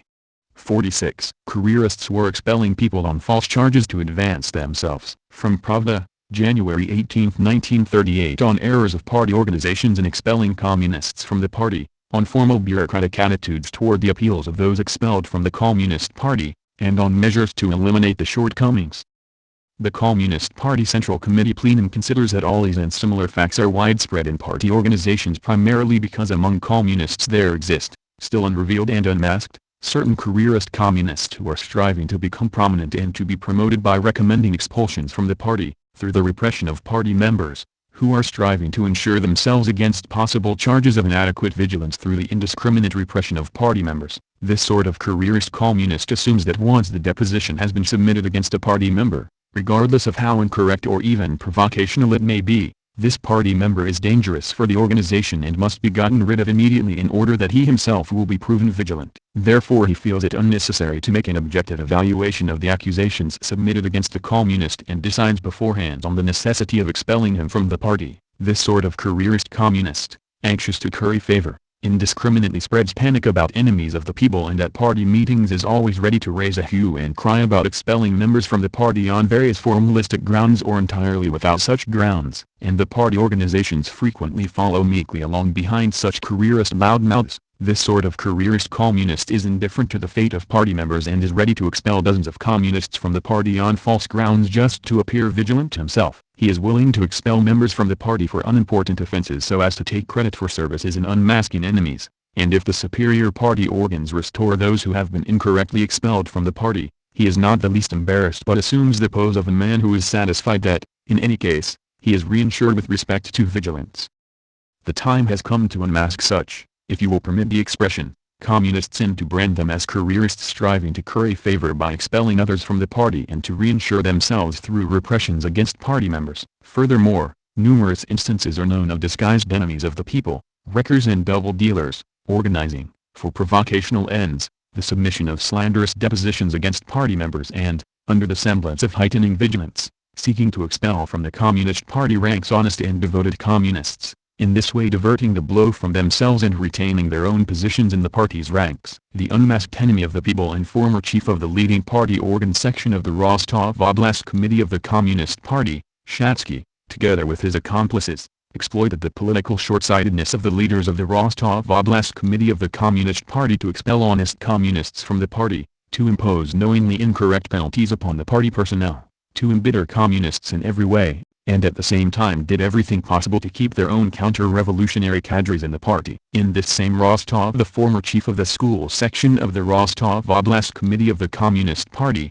the enemy of the people Shtova, at the behest of a counter-revolutionary organization expelled from the party about 30 honest communists in the party organization of the Rostov Pedagogical Institute. All these facts show that many of our party organizations and their leaders have not yet succeeded in pinpointing and unmasking those cleverly disguised enemies who try to disguise their hostility with shouts about vigilance, thus to maintain themselves in the party ranks in the first place and, in the second, who strive through repressive measures to beat up our Bolshevik cadres and to sow uncertainty and excess suspicion in our ranks. This disguised enemy, the most vicious traitor, usually shouts louder than anyone else about vigilance, hastens to unmask the greatest number possible, and does all this to cover up his own crimes before the party, to deflect the attention of the party organization from unmasking the real enemies of the people. This disguised enemy, a repulsive double dealer, strives in every way to create in party organizations an atmosphere of excess suspicion in which every party member speaking in defense of another communist who has been slandered by anyone at all is immediately accused of lack of vigilance and of ties with enemies of the people. Instead of bringing to light and unmasking the provocational activity of this disguised enemy,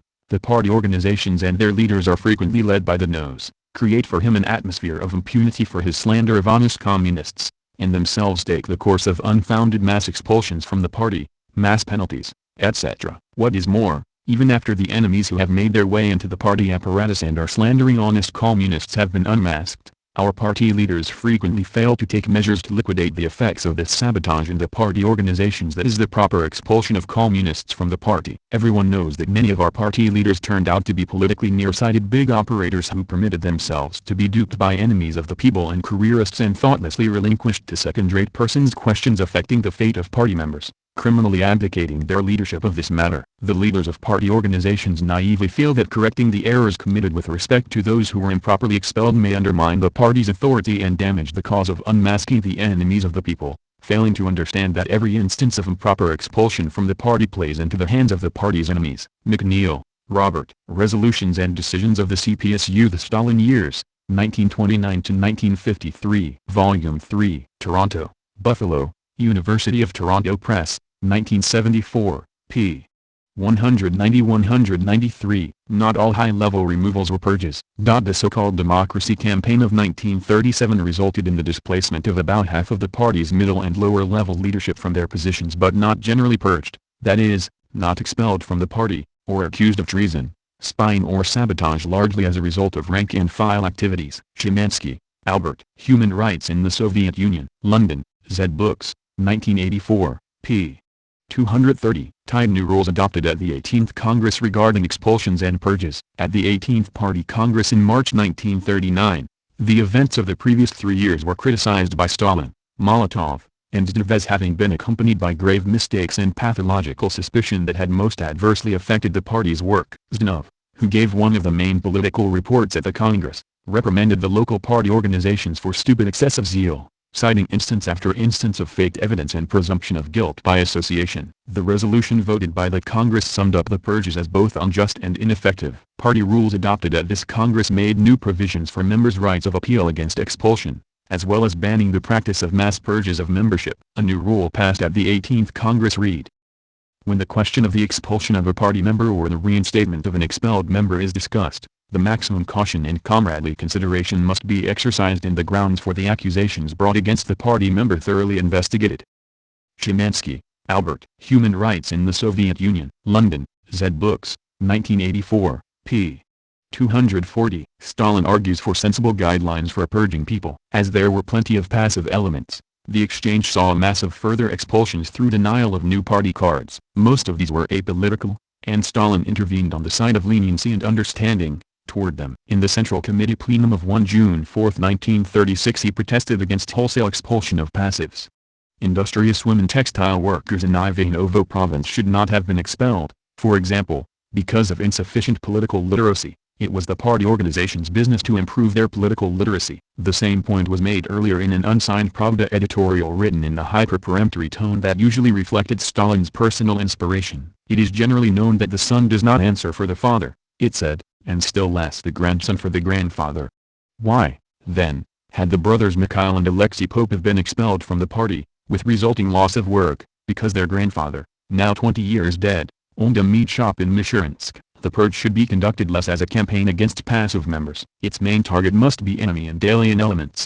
Genuine Bolshevik vigilance lay in the ability to identify and pitilessly unmask the real enemy as distinguished from the mere violator of party discipline or party ethics. Tucker, Robert. Stalin in Power, 1929–1941. New York, Norton, 1990, p. 313. Stalin opposes expulsion except for those WHO refused to recant and only throw mud. In a speech delivered to the Politburo on October 11, 1926, Stalin stated, "The Central Committee has no desire to expel people from the party. Expulsion is resorted to when there is no alternative." Take Smirnov, who was expelled. He was cautioned several times, and only then was he expelled. If he were to say that he recognizes his errors, if he were to conduct himself loyally, the decision of the Central Control Commission might be commuted. But far from acting loyally, far from acknowledging his errors, he has flown mud at the party in his statement. Obviously, Smirnov's case cannot be reconsidered when he behaves in this way. Stalin, Joseph. Works. Moscow, Foreign Languages Pub. House, 1952, Volume 8, p. 223. Purges were not bloody removals by a power-hungry dictatorship. What emerges clearly from the original documents is that the Great Purge simply did not have the characteristics of a victorious extermination campaign, meticulously planned by a strategist thirsting for revenge and absolute power, and carried out by his monolithic and obedient forces. On the contrary, begotten by the operation of a regime that was clearly out of control and ungovernable, and not by the unchallengeable power of an omnipotent dictatorship. The dramatic events of 1936 to 1938 were the manifestation of a kind of civil war with the ruling elites itself. Rittersporn, Gabor. Stalinist Simplifications and Soviet Complications, 1933 to 1953. New York, Harwood Academic Publishers, c. 1991, p. 18. In relation to the purge of 1929, there is a detailed listing of the causes of purges in other years. It does in fact provide good information and does away with at least one myth that the purges would have been a way to get rid of opposing elements within the party. In 1929, 1.53 million party members went through the process of purges. Of these, approximately 170,000 or 11% were expelled. When they appealed to the Central Control Commission, 37,000 got their party membership back. 22% of those expelled. In Smolensk, as many as 43% of those expelled got their party membership back. When they are further examined, it turns out that the great majority were base members from the working class, who had been expelled by the local party functionaries for passivity. No regard had been taken to the living conditions, which made it more difficult for these members to take part in the party activities. Souza, Mario. The Class Struggle During the 30s in the Soviet Union, 2001. According to Getty, those expelled for political reasons, fractional or oppositional activity, were among the ones expelled for violation of party discipline. The former constitute 10% of these 10%.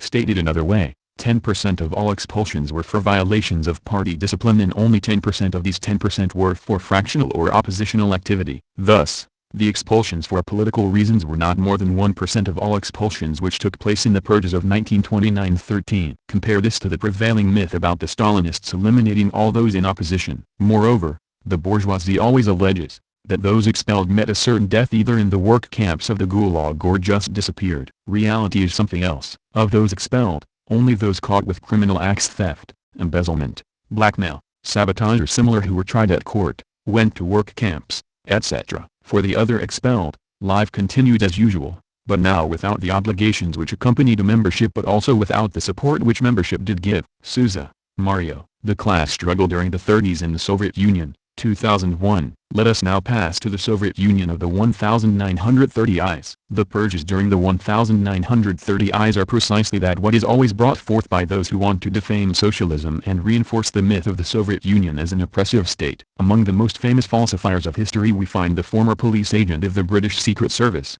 Robert Conquest, the fascist Alexander Solzhenitsyn, and the Russian Social Democrat Roy Medvedev. Sousa, Mario. The class struggle during the 30s in the Soviet Union. 2001. Another aspect of the statistics found by Getty concerns the allegation by Conquest and other rightists that the Purge of 1933 was organized to throw out old Bolsheviks, old party cadres from the days of Lenin who had come into opposition with Stalin. According to Getty, the allegation is improbable. The great majority by far of those expelled, 2/3 in fact, had entered the party after 1928 and were for that reason to be considered relatively new party members. The distribution of those expelled is 23% agricultural workers, farmers, 14.6% civil servants and approximately 62% workers shows that the overwhelming majority, 85%, were ordinary working men rather than party cadres from Lenin's time. In The Great Terror, Robert Conquest touches upon the purge of 1933 and hints that over 1 million members were expelled for political reasons. If one has knowledge of the history of the purges, it becomes evident that Conquest's allegation is a lie. Sousa, Mario. The class struggle during the 30s in the Soviet Union. 2001, as can be seen from the accusations leveled during a July 1935 meeting of the Smolensk Town Committee. More than a third of the accusations concerns kulaks and men who enriched themselves during NEP, the new economic policy. Another third plus of the accusations pointed at people who had committed severe moral and economic crimes. Only a small part of the accusations, hardly 5%, had to do with political opposition. Simultaneously, one of 6 accusations, circa 17%, related to the criminal activities of leading cadres and political civil servants. On the national level, the party card control resulted in the expulsion of 170,000 members out of the 1.8 million investigated, that is 9.1%. Sousa, Mario. The class struggle during the 30s in the Soviet Union. 2001. Let us now for a moment discuss some of the lies being divulged in capitalist mass media about the control of 1935. As we can see in the examples from the membership meetings in Smolensk, the open debates dealt a hard blow against the bourgeois elements who had sneaked into the party, people who were hunting for economic and social gains. Anything from kulaks and merchants to thieves, former White Army officers and Tsarist policemen. Contrary to the version of the history falsifiers, the political opposition was hardly at all affected. What happened during the party card control was above all that the workers of the party threw out from the party bourgeois elements who had been smuggled in. This is what makes the history falsifiers raging mad. They totally lose their temper when forced to realize that the workers are in command in the party of the workers and that the discovery of inimical bourgeois values led to expulsion. Sousa, Mario. The class struggle during the 30s in the Soviet Union. 2001. Another lie originating from the police agent Robert Conquest is that the objective for the control of 1935 was to eliminate the old Bolsheviks. It is the same old, recurring story about a power-crazy Stalin wanting to eliminating all the other old Bolsheviks, leaving him alone in power. The elimination of old communists is an invented story which has nothing to do with reality. Getty affirms in The Origins of the Great Purges that of the 455 expelled from the Smolensk City Committee, 235 had joined the party in 1929-32. 22. At least half of those expelled could not have been old Bolsheviks. Getty says further, although the Great Purges are often associated with the decimation of the old Bolsheviks, the opposite seems to have been the case in Smolensk in 1935. On the average, party secretaries who were demoted or removed from office had joined the party in 1928, whereas their replacements had joined on the average 2 years earlier. In 1926, the replacement secretaries were about 3.7 years older as well. Thus those not providing leadership were replaced by older and more experienced party workers. Sousa, Mario. The class struggle during the 30s in the Soviet Union. 2001. The change of party cards in 1936 has also been used by Robert Conquest and the other history falsifiers in the dirty war against socialism. Conquest claims that there were massive purges undertaken during the exchange, and that the purges were higher in number than any before in the party. All this was, according to Conquest, provoked by Stalin as a maneuver to ignite the moods against the political opposition awaiting the trials. 19 August 24, 1936 against the Trotskys in Aviv Center, whereas in Aviv, Kamenev and Smirnov were the main actors. They were, at the time, accused of having taken part in a conspiracy led from abroad by Trotsky to kill the leading persons of the Soviet government and grab power. Conquest's allegations about mass expulsions in 1936 have for many years stood uncontradicted. The figures in Getty's research in the Smolensk archives prove that the statements by Conquest are complete lies. In fact, the purges during 1936 were the lowest in the history of the party, between 2 and 3% of the members. Souza, Mario. The class struggle during the 30s in the Soviet Union, 2001. A comparison between the years 1934 and 1937 also yields an interesting result. The number of old Bolsheviks was 182,600 at the 17th Party Congress in 1934. At the 18th Party Congress 1939 they had diminished to 125,700. The reduction of old Bolsheviks during these 5 years, all causes included, even natural death and diseases, was 56,900 or approximately 31%. A part of these 56,900, and probably a big part, were expelled during the Purge 1937, but still in 1939 125,700 old Bolsheviks were active, and the majority in leading positions in the party, all over the country. The myth that Stalin had exterminated the old Bolsheviks is nothing but a myth, yet another lie by Conquest CIA once initiated by Trotsky. Souza, Mario. The class struggle during the 30s in the Soviet Union, 2001. Purges occurred during several years. After the re-registration of 1919, Lenin and the party leadership found that there were still considerable shortcomings in the party. The re-registration had not achieved its aim. A great number of new members continued to be drawn into the party without consideration to the directive of electing only workers and reliable elements from other classes. New purges took place 1921, 1928 and 1929. Souza, Mario. The class struggle during the 30s in the Soviet Union, 2001. During the 1930s the party underwent 3 great purges, 1933, 1935 and 1937 to 1938. The first purge 1933 took part in a climb of great enthusiasm in society when the agricultural cooperatives spread all over the Soviet Union with great steps forward, and the industrial production attained results never before seen. The party had opened its doors for all who wanted to fight for socialism, and hundreds of thousands new members had been elected during the first 3 years of the 1930s. Because of the great onslaught, the party leadership considered it to be a necessity to evaluate the new party members. They were seeking for opportunists, corrupt bureaucrats, criminals, anti-Semites, alcoholics or members violating party discipline. Souza, Mario. The class struggle during the 30s in the Soviet Union, 2001. Local leaders ignored party orders and expelled people for wrong reasons. The party directives clarified that the purges should take place in a comradely atmosphere, not allowing any deep digging into people's private lives. Moreover, the party leadership encouraged base members to be openly critical against the local bureaucrats and warned the local party leaderships against expelling base members for passivity or political ignorance. The mistakes of 1929 were not to be repeated. Attention should be paid to the general development of members, and in those cases it was deemed necessary party members could be degraded to candidates or sympathizers until they had improved their political knowledge or increased their participation in the activities of the party. Expulsion should be avoided as far as possible. In spite of the directives, the purge of 1933 turned out differently from what the Central Committee had intended. In a country so vast as the Soviet Union, the local party secretaries had a great power, which sometimes proved fatal. Facts show that local party secretaries did their best to avoid criticism from striking them or their near ones. In order to demonstrate their interest in a successful purge, some local secretaries threw out many base members, workers and farmers, faithful members, precisely the ones who should not have been expelled. The majority of those expelled were people who had entered the party between 1930 and 1933, who had not had time to get knowledge of all the party issues. Many had not been able to study the party program in depth in Marxism-Leninism, and they were regarded to be all too ignorant by the party secretaries. Others were people who had difficulties in taking full part in party life because of their work situation or family problems. During the purge of 1933, 18.5% of party members and candidates were expelled, circa 792,000. The purge of 1933, which was terminated in the middle of 1934, revealed a serious contradiction within the party. The Central Committee wanted to throw out thieves and corrupt bureaucrats, but the biggest group expelled, in fact almost 1/4, were expelled for passivity. Passivity did not figure among the party directives as a criterion for expulsion. With the assistance of bureaucratic methods or authority gained for earlier merits, local party leaders did whatever they wanted without paying attention to the directives of the Central Committee. The extension of the antagonisms is implied by the 1/4 expelled for passivity. The Central Committee had to do something about the local party leaders' contravention of the party directives, but as the future was to show, It was not very easy. Souza, Mario. The class struggle during the 30s in the Soviet Union, 2001. The purges and political trials are separate, different, and unrelated. The political trials and the purges in the Communist Party were two separate things which did not directly have anything to do with each other. The party members who were expelled and tried at court for having been involved in criminal or counter-revolutionary activities were a small minority of all those who were expelled. In order to understand this,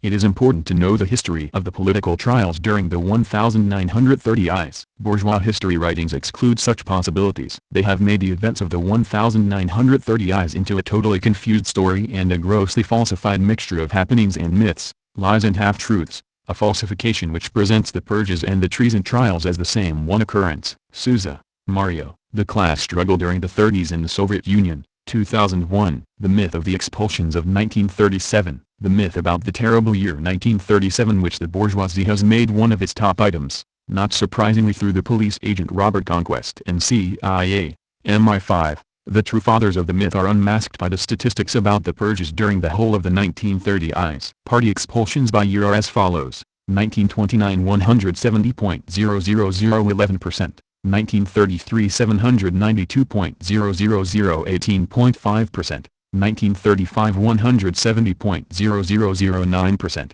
1936-1937 100.0005%, 1938 70.000%. To note, there are no national statistics for 1936. In Smolensk too, 3% of the members were expelled. Analyzing the statistics one can perceive the dimension of the bourgeois lie. In fact, 1937 was one of the years of the lowest number of people expelled, not more than 5%. How comes that the bourgeoisie and its lackeys have transformed 1937 into the Stalin's incredible year of 1937 with millions false accusations, millions deported, millions murdered as Peter England likes to formulate it? Why precisely 1937 taken as the worst that befallen the Soviet Union? The explanation is related to class. The great difference between the purges of 1937 and other purges in the party is that during the other purges mainly base members, ordinary workers were expelled. They constituted up to 80% of all those expelled. The relationship was just the opposite. 1937. Of all those expelled, around 80% were corrupted party bigwigs and high-level individuals of the army. These were people who had acquired privileges and financial advantages and who were prepared even to collaborate with Nazi Germany to keep them. These were people who did not mind stepping on the base members and who readily threw out those who did not accept the transgressions. In 1937, party functionaries and officers with inclinations to the West and of bourgeois thinking were kicked out.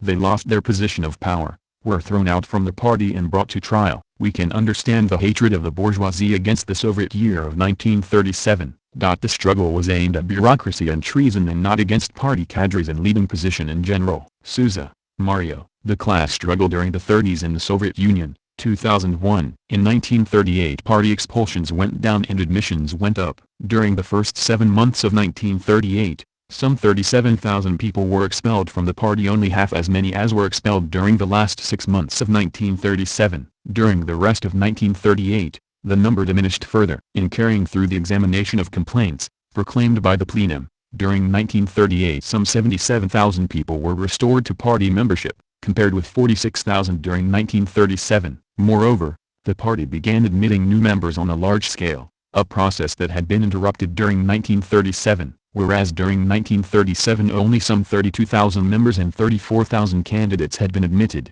in 1938 these numbers were approximately 148,000 and 437,000, respectively. All this testifies to a gradual restoration of the traditional practice of the party function and of a relative stabilization of its personnel. Jansen, Mark and Petrov, Nikita. Stalin's loyal executioner, Yezhov, Stanford, California, Hoover Institution Press, c. 2002, p.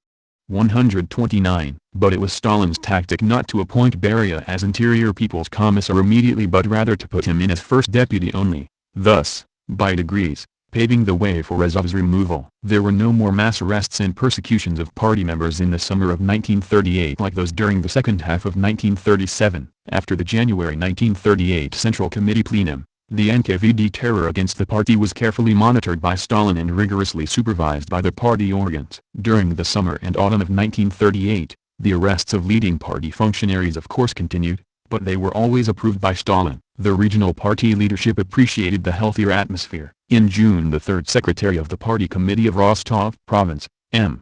A. Sizlov reported to a party conference that the situation in the province had improved compared with half a year ago. The practice of indiscriminate expelling from the party has ceased. An end has been put to impunity for a various number of slanderers. Gradually the situation of general suspiciousness is breaking down. The provincial committee leadership has thoroughly and attentively investigated the appeals of those expelled. Jansen, Mark and Petrov, Nikita. Stalin's loyal executioner. Yezhov, Stanford, California. Hoover Institution Press, C. 2002, p. 150-153.